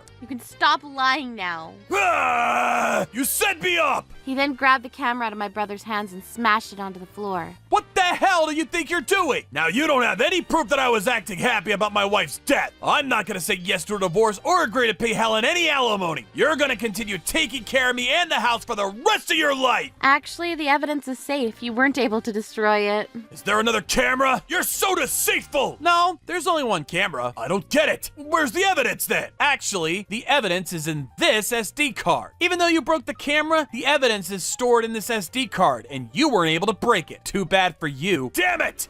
Kevin, I think it's time for us to get a divorce. There's no point in us staying married. If you won't agree, I'll take this to court. The video from today isn't the only evidence that I have. I have proof of your infidelities from the past, too. I won't let you do this to me! You're like a housemaid, but I get you to do all my chores for free! I don't want to give that up! Ah! Kevin began to scream again and tried to grab the SD card from Alan's hand. Yo! This way, dude! Alan then threw the SD card to Aaron and Sarah, who were now standing at the back of the room. From their expression, you could tell that they were livid with their son. They both glared at their son. We know what you did to poor Helen. What you did is unforgivable. We didn't raise you to become scum! Hi, Mom and Dad. This is all a big misunderstanding. How is this a misunderstanding? Explain it to us. We'd be very interested to hear what you have to say for yourself. Sure that if we sit down and have a nice chat, it can all come to a mutual understanding. What is there to understand? You want to get what you can out of Helen, but you're not willing to return the favor. Did I miss anything? Do you see the sad expression on Helen's face? You did this to her. I don't think there's any sort of misunderstanding here. It's all our fault. We should have raised you better. You're right. From today, you're going to start living with us again. We need to re-educate you. Mommy and Daddy are gonna take very good care of you, son. First, we need to teach you some basic manners. You're not listening to me. This is not what it looks like. I only cheated on Helen because I was so lonely. She never paid any attention to me. This isn't my fault. Not your fault. You're a grown-up man. You need to learn to take responsibility for your actions. Don't try to blame Helen for what happened.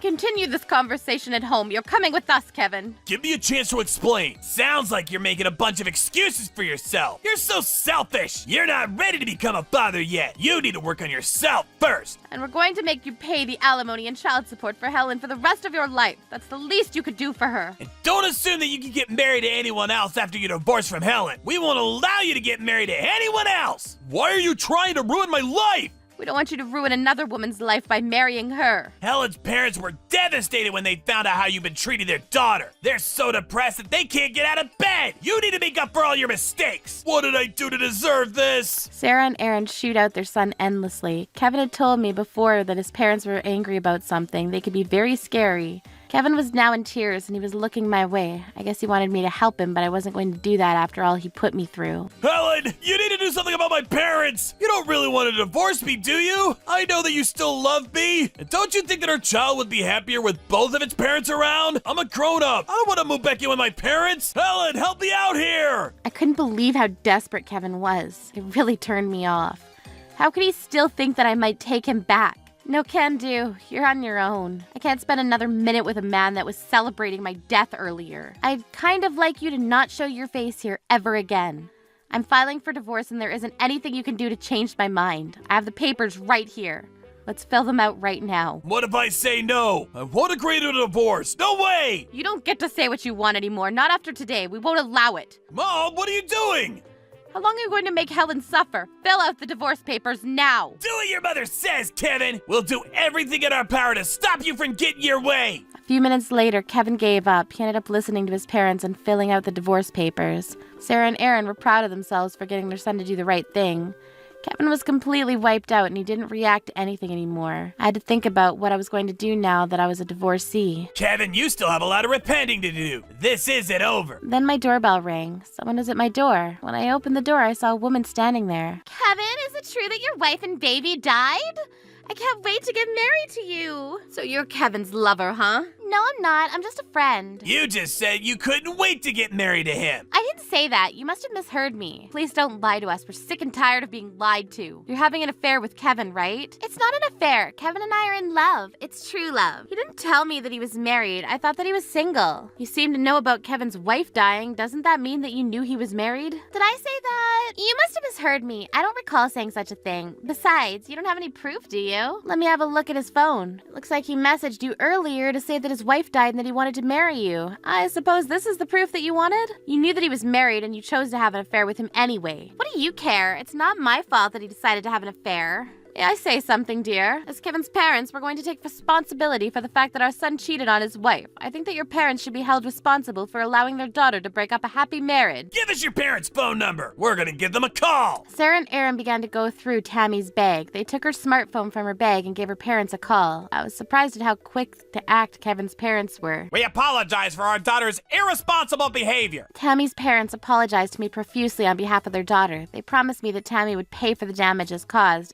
and that they would work on re-educating their daughter. Why do I have to pay money to Kevin's wife? I don't even know her. I'm not going to move back in with my parents. I'm going to be a beautiful bride to Kevin. Stop acting like a complete idiot. That's right. You don't have a say in this. You don't deserve to be happy after you broke up a marriage. You need to pay for your mistakes. I filed for divorce from Kevin that day. I was finally free of him, and after that, I never saw him again. Sarah and Aaron continue to send me the alimony and child support payments in Kevin's name. Tammy's parents also send me the money as promised. I thought that the terrible drama was finally over, but I was wrong. 1 month after our divorce, I received a phone call from Kevin.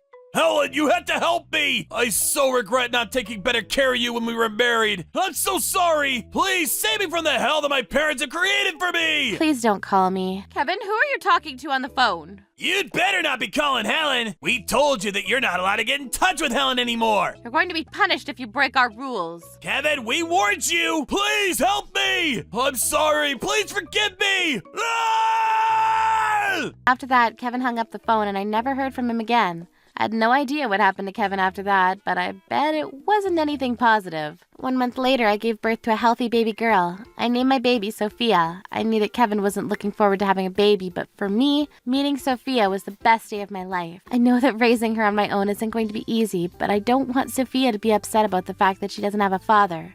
I was going to shower her with love so that she doesn't feel lonely. I want Sophia to grow up to be a kind girl with a big heart. Sophia, you're such a beautiful little girl. I'm starting to want a baby on my own, too. Well, you need to start finding a girlfriend for yourself then. You're right. I wonder if there's any girl out there for me. My brother Alan was by my side the entire time. He was also a great uncle to Sophia. He worries about us and visits us often. I wish he'd focus on his own life more so that he can find time to make a girlfriend. How did you learn the trick of making my heartbeat stop? I'm curious. Well...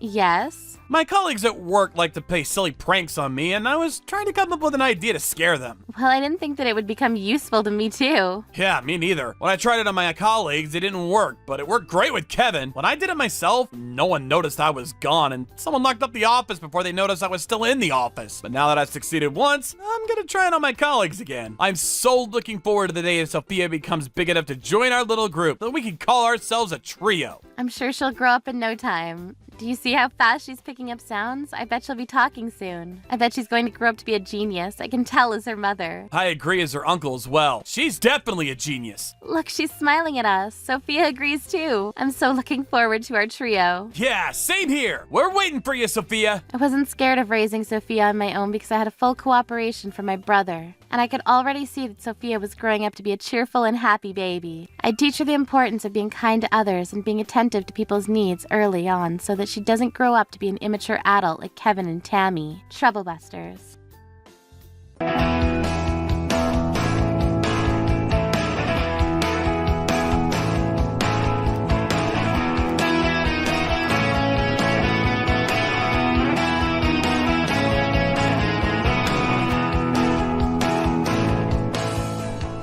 Oh, Miss Helen, you bought a wood stove. How wonderful. You sure got the nerve to leave me behind, huh?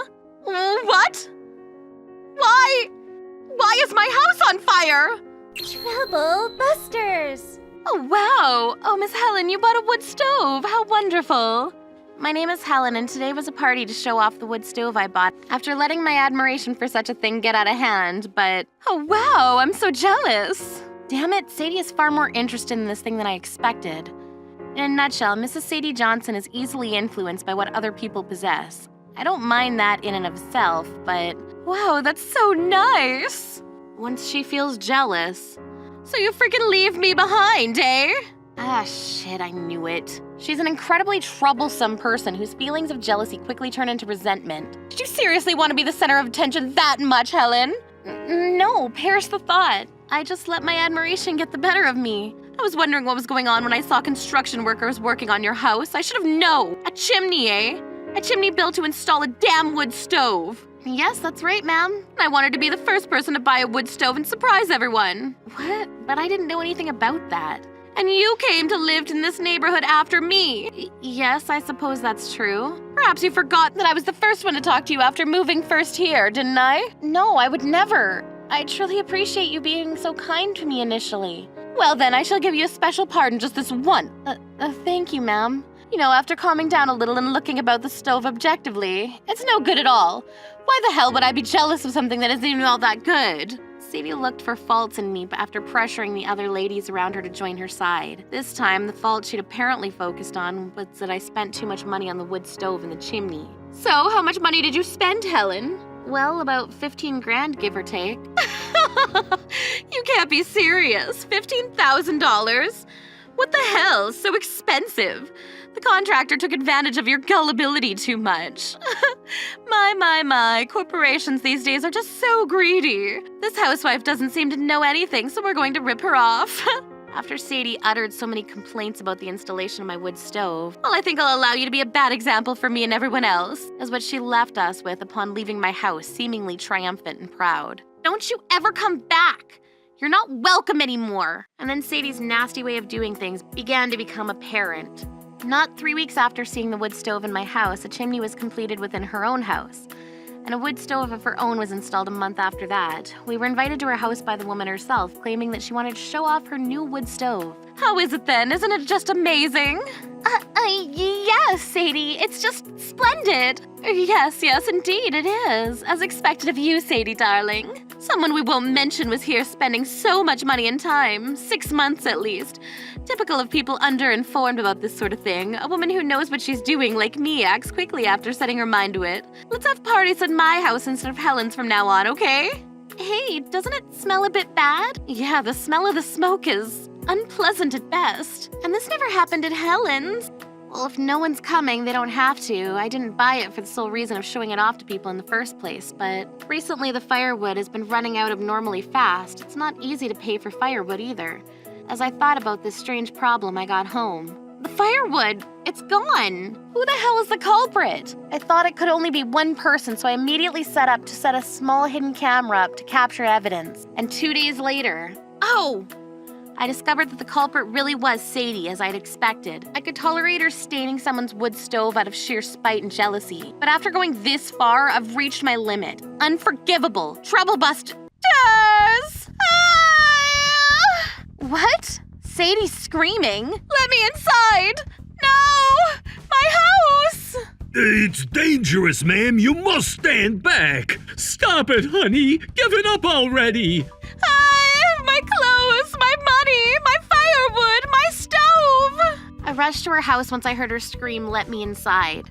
Upon reaching the scene, I saw a firefighter and her husband, Mr. Seth Johnson, holding her back from the flames. As that was going on, other firefighters worked relentlessly to douse the fire, but her house was completely burned to the ground, and the fire had ripped Sadie of everything she held dear to her, but in an instant. Everything is your fault, Helen! What? What the hell did you do? What did I do? Why is this my fault at all, Sadie? It was your frickin' firewood. Firewood? You frickin' placed explosives in the firewood out of sheer spite for me, didn't you? But there's no way I would do such a thing. I used the same firewood in my own house. That cannot be the case. If that's the case, then why? The firewood we use is the same, and your frickin' house is fine, and my precious house is burned to the ground. You manipulated this, controlled this remotely, and plotted sinisterly to burn down my house. I'll make you pay. So help me, I'll make you pay for this. You took everything from me and I will never forgive you. I'll never forgive you, you understand me? As payback for this, I shall set your house on fire. Calm down, Sadie. Honey? Why did it end up like this? To be honest, there are so many things I want to ask you, but... The cause of the fire has been ascertained, sir. Shit, and now there's a mountain of things to do. The cause of the fire was the chimney buried in the wall, you see. The chimney? The chimney heated up by the wood stove started burning the surrounding walls. The true cause of the fire was tar inside the chimney catching fire and spreading around the chimney, which made the area surrounding it even hotter, causing the walls to become ablaze. Exactly, ma'am. But that makes things even stranger. If that was the cause of the fire, then Helen's house, who installed a wood stove earlier than I did, would have burned a long time ago. Why did my house burn to the ground when I got my wood stove after? It's the difference in the chimney, Sadie. Difference in the chimney? Choosing the chimney is a very important section when installing a wood stove, you understand? You essentially chose the lowest ranking chimney, a single pipe made by simply arranging metal plates in a tube. Huh? The lowest rank? The single pipe has virtually no heat insulation effects, and the tar that caused the fire in this case tends to accumulate quite rapidly. Because the chimney has no insulation, when using a wood stove, the high temperature inside the chimney escapes to its surroundings, and that in turn raises the temperature inside the chimney. That's right, that's a perfect answer, ma'am, for almost a perfect score. You must have studied a lot. Well, I was going to harness fire anyways, so I wanted to be sure about safety. Oh, that's why Sadie's house and clothes were always smelling like smoke. In short, Sadie was completely neglectful of safety measures then. Not only was the chimney she installed of rather poor quality, but it was even more painful and disastrous to have flammable things around it. If you know so much, then why didn't you tell me, eh? Well, I did try to tell you, but every time I talked about it, you'd say, Yeah, I don't listen to people who think that all that's needed is spend money. You said that and much more and never offered an ear to listen. But even so, don't give up and keep trying to tell me, damn it! It was because you neglected to do that my house burned to the frickin' ground, and I'll make sure you take responsibility too. What? And why would I let a thief? It's stupid to shoulder the responsibility onto someone who had nothing to do with the fire, Sadie. What are you talking about? But Seth, honey, I'm saying that the cause of this fire was Helen's unkindness. It was because we haven't studied enough, and that's final. Helen is not your mother, Sadie. You're an adult. Why are you saying such naive things, eh? That's right, and you're the one who took our firewood. Ah! What the hell? Oh, Riley and Mr. Smith from next door. How do you... Frick you and your how do you do? Did the fire come from your house? I'm terribly sorry about this. Yeah, simple apology's not gonna cut it, capiche? And that goes for Mrs. Smith's house and mine. Half of our houses are burned up. Point your hanger at Miss Helen, guys. What? Miss Helen? Did Miss Helen set fire to your house? She might as well have, yes. Oi, firewood swiper. Enough with your bullshit, eh? Firewood swiper? Miss Helen, what do you mean by that? More freaking importantly, buddy, what about my house? What are you gonna do about them? If half the house is in despair, we won't get any insurance, you know. What the hell does Helen mean by firewood swiper, Sadie? How could you do this to my house? You'll pay for this, most definitely, won't you? Sadie was in full panic mode after being interrogated by even her husband. So actually, folks, I told Riley and Mr. Smith, Sadie Johnson's next-door neighbors, everything there is to know about the situation. So, I was told this by Miss Helen here, but this whole thing was caused by Mrs. Johnson's negligence towards safety measures when installing her wood stove, wasn't it? It wasn't neglectful. The people who built the chimney for us said that even a single-pipe chimney could be a good choice if we stayed vigilant of its environment and we cleaned it regularly. If we did that, well, then there would be no danger of fire. So why was there a fire then? Well, the simple answer is that there was firewood, paper, and other flammable materials around the chimney inside the house. Helen, you bitch! Enough out of you! No, enough out of you, Sadie! And there are laws about fires caused by fires spreading to other houses. So even if you are the owner of the house that caused a fire to spread to other houses nearby, you are unlikely to be obligated to pay other victims money. But that's good news. Don't you freaking smile! Oh, I'm sorry. But in this case, despite installing a wood stove, which thereby created an environment where a fire breaking out was far more probable, the residents still ignored safety, so I believe this should fall under the category of gross negligence. Gross negligence? Well, I'm just an amateur, so I can't really say for sure. Excelente! You're looking very good, Miss Helen.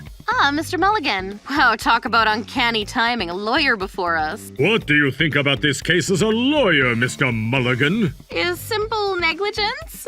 It'll be handled in simple negligence with no obligation to pay any debts, right? Hey now, you're not going to ask such an inconsiderate question in front of us. But I'm also desperate here. I'm sorry for you two, but if I'm not legally obligated to pay you, I won't do anything. Sadie, stop it! Now, Mr. Mulligan, tell me your opinion on the matter.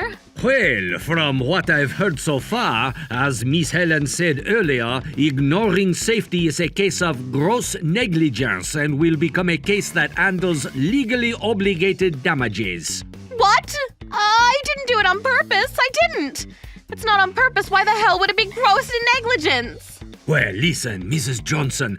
Gross negligence refers to a state in which a person overlooks something that could have been foreseen and prevented with just a little bit of care. Nothing too physically or financially demanding, but that in this case was completely overlooked.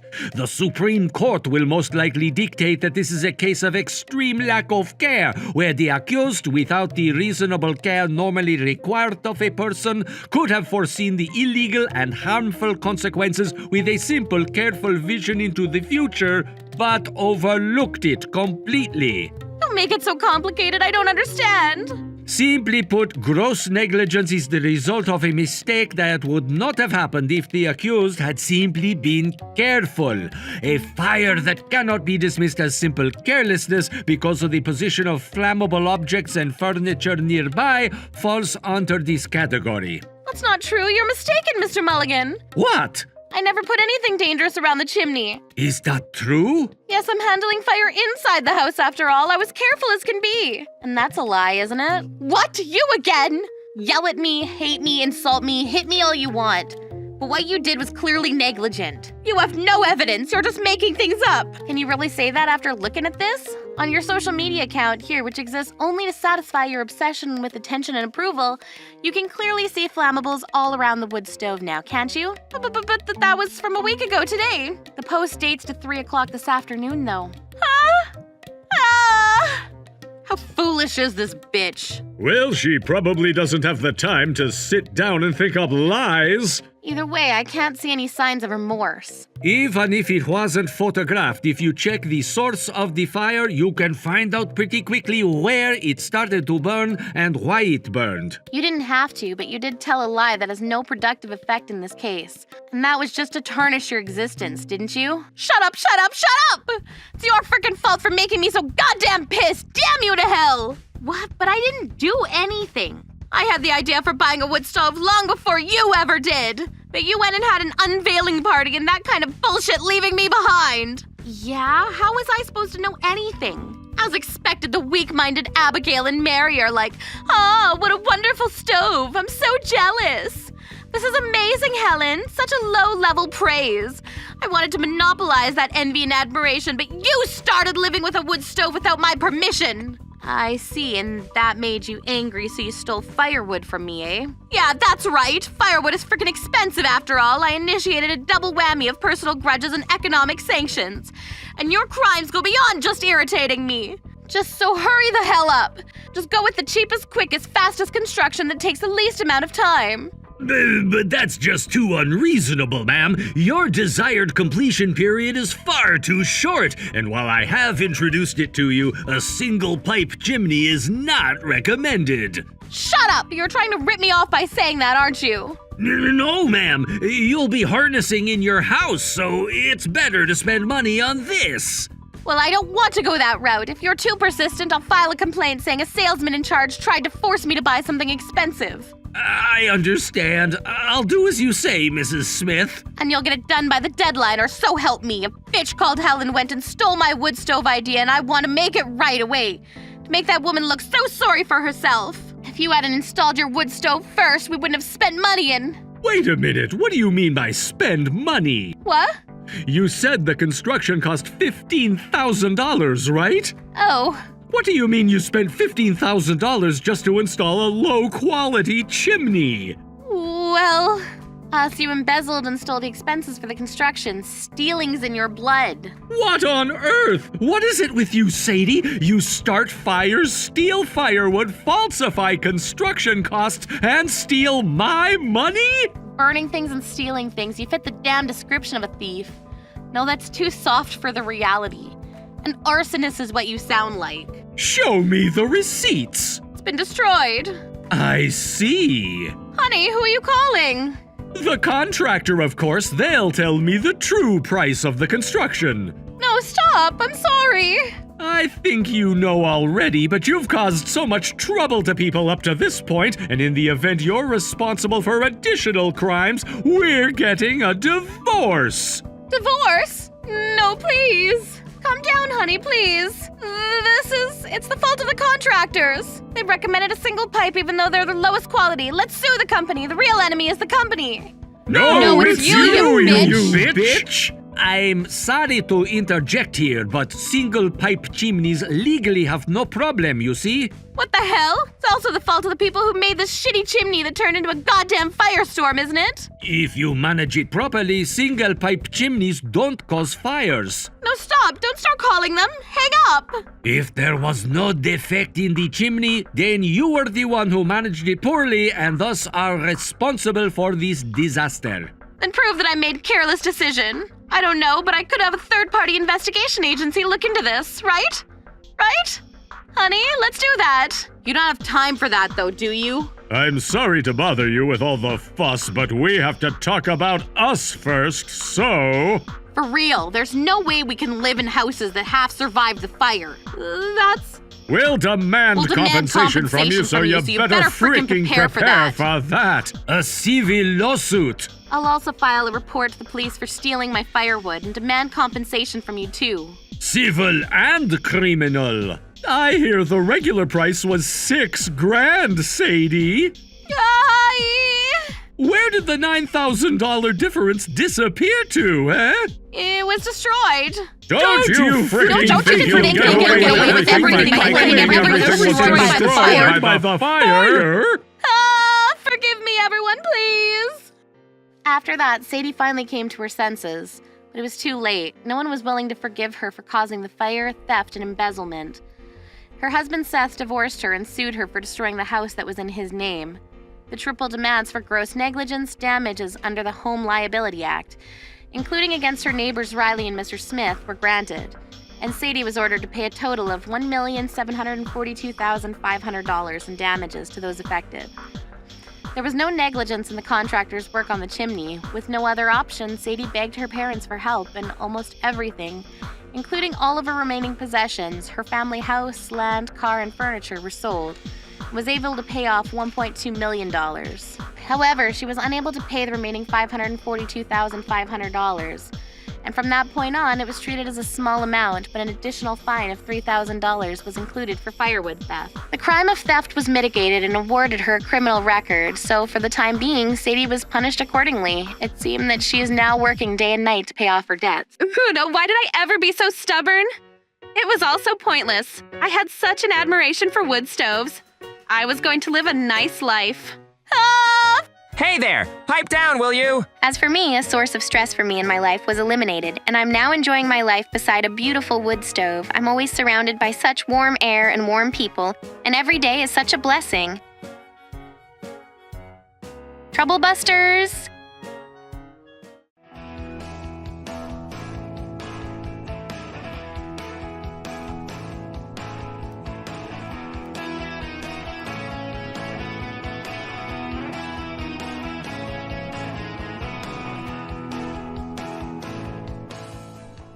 Mom, Mary and I talked to each other, and we were wondering if you would be interested in living with us. We'll rebuild a brand new house for all of us to live in. Thank you so much. Ma'am, we paid for this house and we changed our minds. We're not going to live with you anymore. Please get out of the house. Troublebusters! My name is Melanie. My husband left me alone in this world, and both of my lovely sons are married, so I live alone in my house. Stephen and Mary, what brings you two over? Mom, Mary and I talked it over, and we were just wondering if you'd be interested in living with the two of us. Oh, that's so abrupt. What's going on? Well, you're getting older, and this house is getting pretty beat up, you know, so we'd just feel a little better if we lived together with you, you know? We'll build a brand new house for all of us to live in, so... That's a very nice suggestion, but... You've got some land, right, Mom? We can just build on... That's fine, right? We can just build a brand new house on your plot of land. Think about it. It's such a freaking waste. You've got all that land and you're just going to leave it alone? If you're interested in the money, Stephen, we'll both pay for it. You're cool with that, right, Ms. Melanie? Hey, don't push her so much. You're gonna give my mom a headache. I'm really happy to hear about that, but if I'm there, I'm worried I'm just going to be in the way. You two are still very newlywed. We talked about it with each other, you know. Mary said that it would be totally fine for all of us to live together. Are you sure, Ms. Mary? Yeah, totally. Are you saying that I'm lying or something? Huh? What are you talking about? No, just kind of I got the vibes that maybe you don't want to live with me or something, you know? No, of course not. I didn't say that. Then it's decided. It's totally fine, Mom. It's all going to go perfectly well, I promise. Right. I guess I'll believe what you say, Stephen. Thank you so much. Half a year later, the new house was built, and I finished up preparations to move before heading to the new house, excited and overjoyed. Then... Miss Mary, where's Stephen? He's at work. Right. Miss Mary, the luggage is really heavy, so I was hoping that I could put them inside. You know, we paid for this house, so we're actually going to call the whole thing off. No more living together. Huh? I'm not entirely sure I understand what you're talking about right now. You being around is going to make me always nervous, and I really can't have you just stay at the house all day. Talk about a bother. But we talked about this at the beginning and worked it all out. Whatever the case, I'm not going to live with you. I'm not moving a single muscle from here. Okay then, I suppose the only thing I can do now is go home. Oh, just so we're clear, you better not tell anyone that I chased you away. You make sure everyone understands that it was your own will. Excuse me? Huh? You don't want to live together anymore? Why the heck not? I had no idea where to go, so I ended up going to Mark and Miss Sherry, my other son and his wife. Well, me being there has to be a bother for them, so... Are you sure it's not that woman said something to you? Huh? You know, the sister-in-law. You were so freaking excited to live in the new house, it's weird that you're just going to cancel out of the blue. Mom, I'm begging you, please, just talk to me and be honest. What did you say? That woman said that to you? I'm not going to let this go. I've got to call Stephen and let him know. Hello, yeah, Stephen? I need you to come over as soon as you finish up work. What did you say? Mary said that to you? I'm not going to let this go. I've always thought that... Hey, hang on just a second. I don't think that Mary would actually say something like that. Then explain to me why Mom is sitting here with us now. You want to tell me that our own mother is lying to us? I didn't say that, but... Okay then, I think I have a plan. Huh? Well, first we would go and we say to the boss, and if we put the money and go, you put that, tell it over there, and then we will. I mean, I'm not completely sold on it, but fine, okay. You're okay with that too, right, Mom? Yes. I'm never going to forgive her. Trouble Buster! I'm home. Welcome home. If it isn't Mr. Mark and Miss Sherry. Wait, huh? Ew, this is so heavy. Oh, what are you doing? I told you to get the hell out, didn't I? What's going on? Nothing at all. Excuse me, can you come with me over here for a second? Did you forget what I told you about? What did you tell me about again? Don't play stupid with me. Are you sure that I can't live with you no matter what? Absolutely not. This is our house. I want you to come up with a random reason and just get the hell out of here. Freaking stupid-ass old senile lady. Read the damn room. I see. Okay. Thank you for telling me. Huh? I've recorded your whole statement. Huh? Wait, hey. How was it, Mom?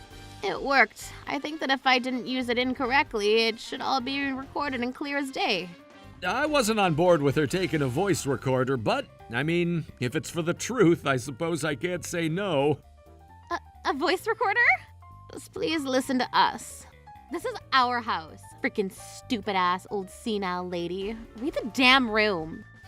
Oh, this is, I freaking knew it. Mary, you... No, I didn't do anything. And what even is this? Why does she have this thing anyway?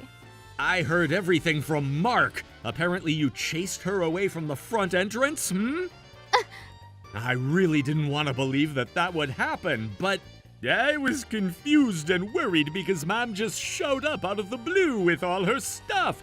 I asked her exactly what was going on, and she finally opened up to me. I mean, I kind of figured that it was more than likely that it was your doing. Whatever the case, my brother seemed to trust you some, so I suggested that she take a voice recorder just in case. I didn't realize that you would show who you really are this easily. Damn it, you tricked me! Tricked you? You just showed your true colors, that's all. Did Mom say something horrible to you or something? Ah! Mary! Ah!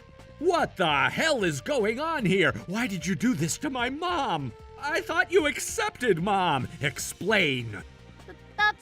You even said it at the front door. You said that me being around was seriously just nothing but trouble. What? You really said that to her? Shut up! Yes, I said that to her. I mean, think about it. I'm not completely wrong. She's just going to come over, have nothing to do, and just sit around staring into space. She's totally in the way of everything. She wakes up early and cooks a bunch of stuff, and we're not even going to eat, right? No. On top of that, she's gonna start talking about how Ms. Mary doesn't have enough awareness as a housewife or something along those lines. This is seriously such a mood killer. You're being way too stereotypical. That's why I said no to living together thing. Huh? Am I really doing something that insane?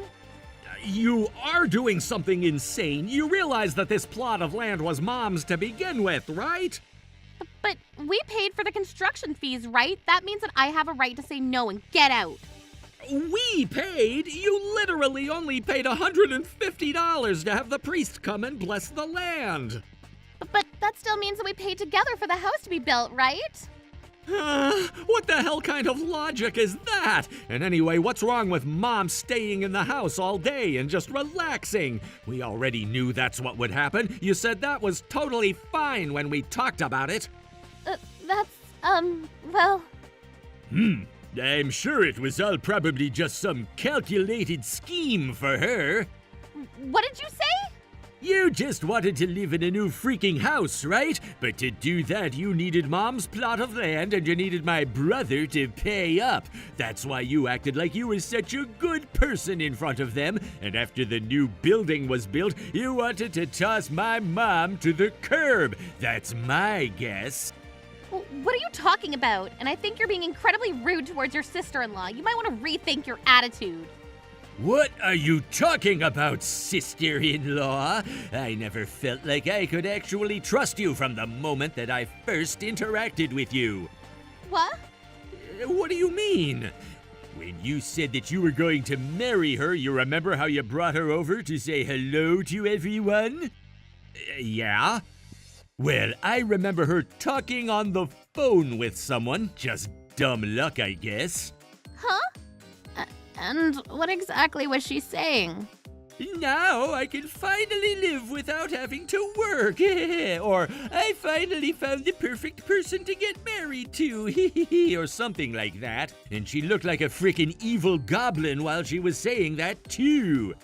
Pretty sure most goblins are just naturally evil.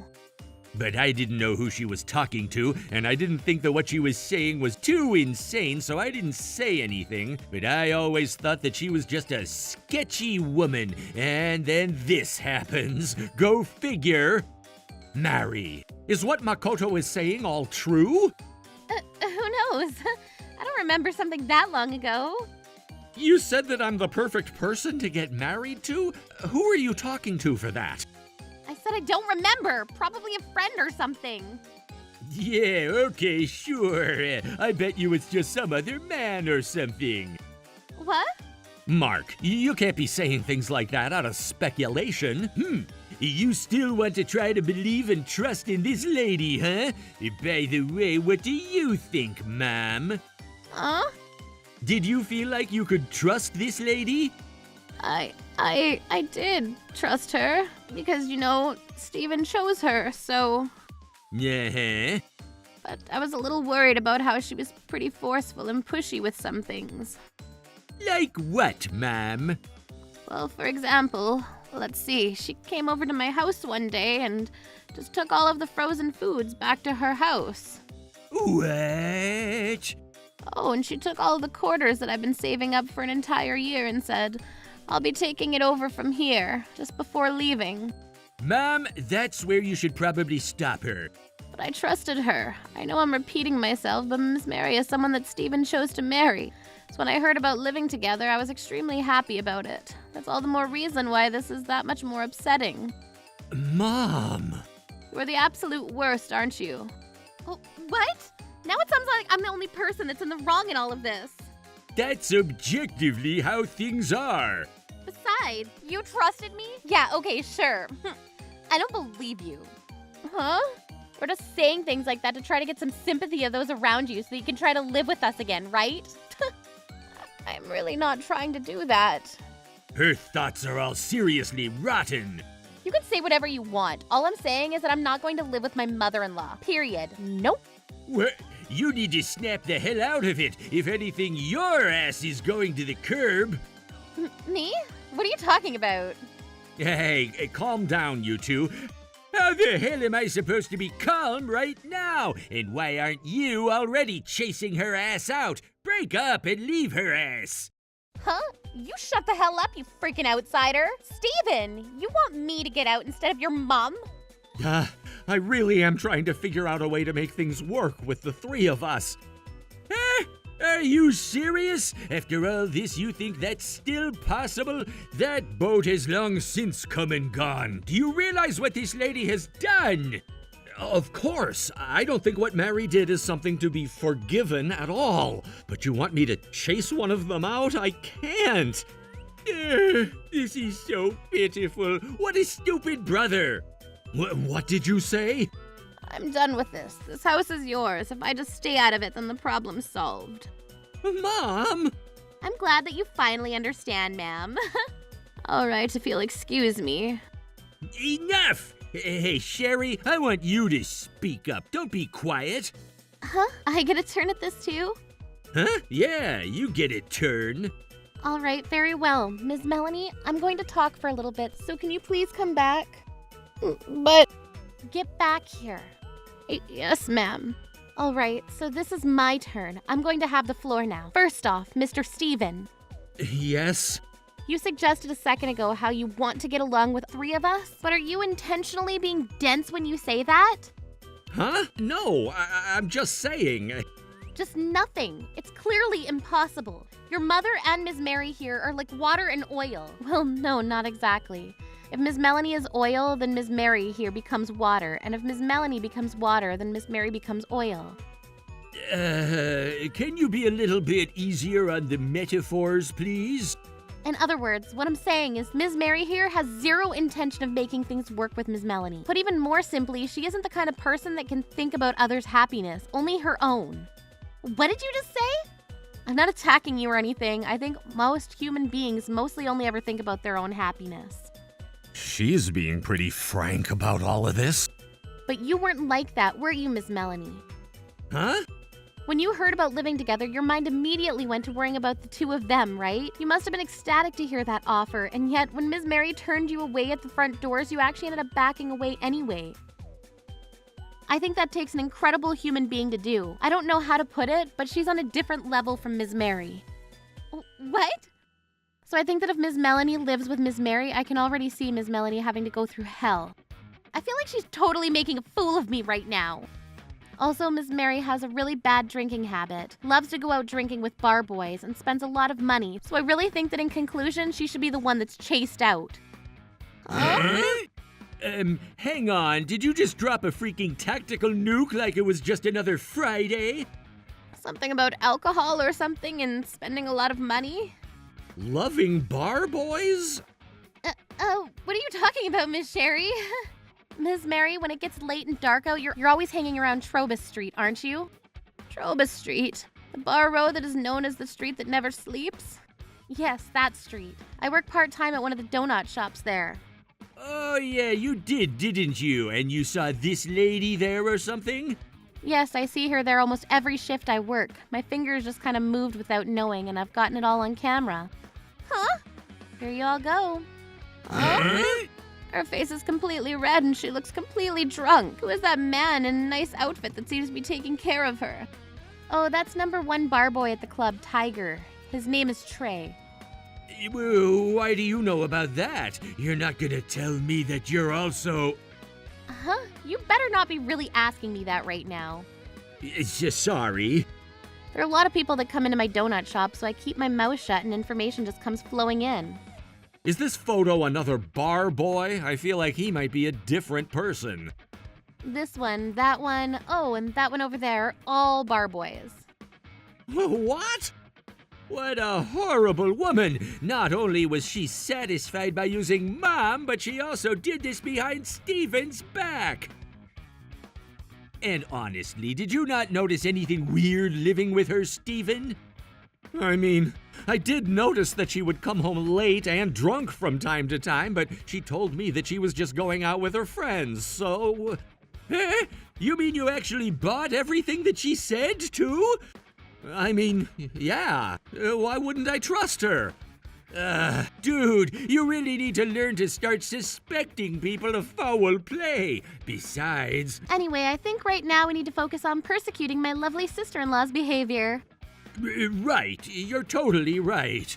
Mary, what the hell is going on here? You need to explain. Shut the hell up! I'm just playing around at night, that's it. What are you all working up a storm for? It's not like I was cheating on you or anything. I'm a grown-ass woman. You've probably gone to some strip clubs and talked to some girls there too, right? No, I've never been to a strip club. Whatever the case, I've got no reason to be listening to you say any of that crap to me. And why the hell are you taking photos of me without my knowing? I just said my finger just kind of... Shut up! But if you're spending money on all these boys, then you must be spending quite a bit of money. True, you're a housewife, right? Where are you finding this kind of money? That's just, she's financing it. Huh? Think about a regular housewife. You really think she has the money to go out, pick up some boys, and buy them drinks all the time? Gotta be some kind of financing service. Did you get that information from your donut shop, too? Just so you know, she's pretty infamous at Trobus Street, you know. And I mean that in the worst way possible. By the way, I hide the fact that she's my sister-in-law. Are you really taking out loans for this, Mary? Yeah. How much debt are you in? You can shut up now, but I'm just going to look it up and find out that way. Just spit it out. I think like 100,000 or so. 100,000? No freaking way! I mean, she can probably easily spend a couple grand a night. I don't think it's really that surprising she'd be spending that much. What the hell were you thinking? What did you want me to do? It just turned out that I accrued that much over time, and... How the hell are you going to pay all that back? That's... Wait, hang on. I bet you that she was planning on selling this house to try to make a quick buck. Huh? Hey, don't be so stupid. I would never think of such a thing. I see. She could have lived there or sold the house. Either way, it's a win-win situation for her. I think that would also explain why Ms. Melanie being in the picture would make things difficult. No. I said that I didn't think of that at all. But you probably did at least think about using this house as collateral so that you could borrow more money, right? Otherwise, you never would have taken out a freaking loan of $100,000. Or the other case being that you didn't even bother thinking about anything. And either way, you really are screwed up as a human. What? Mary! Ah! I can't do this anymore. Huh? I'm gonna get a divorce. You get the hell out of this house. Huh? Why? I really didn't think about selling this house, I promise. Even if that were the case, you can't just not tell your own damned husband about having $100,000 of debt. I could never be with a woman like that. I'll pay off the debt slowly but surely by working. Yeah, okay, that's fine, but you can do that where neither my mom nor I are around. But then what the hell am I supposed to do from now on? I don't know, and I don't care. What are you going to do? You're gonna break up with me and just live here all alone? I'll be feeling pretty good with you out of my hair. Not lonely at all. I'll just live quietly and peacefully with Mom. Steven. I want you to rethink this. I can't. Ms. Melanie, please say something. You want me to help you? Miss Mary, I'm sorry, but I'm not in any position to be able to cover for you. You tricked Steven and I and did whatever you wanted. But now you're trying to cause more problems for us. Ugh. I'm also at the end of my patience. I don't want to see your face anymore. Pack your stuff and get the hell out of this house. Afterwards, Steven and Mary officially got a divorce. Mary no longer had a place to live, so she went back to her parents' house. But this whole thing caused her to be labeled as the most shameful daughter, and they actually cut ties with her. I have no idea where she is or what she's doing, but I'm sure she's living a lonely life without having anyone to count on. As for me, we all talked about it as a family and decided to all live together as a family. I feel like it can be a little noisy from time to time, but now we live life together as a happy family with the four of us. Troublebuster.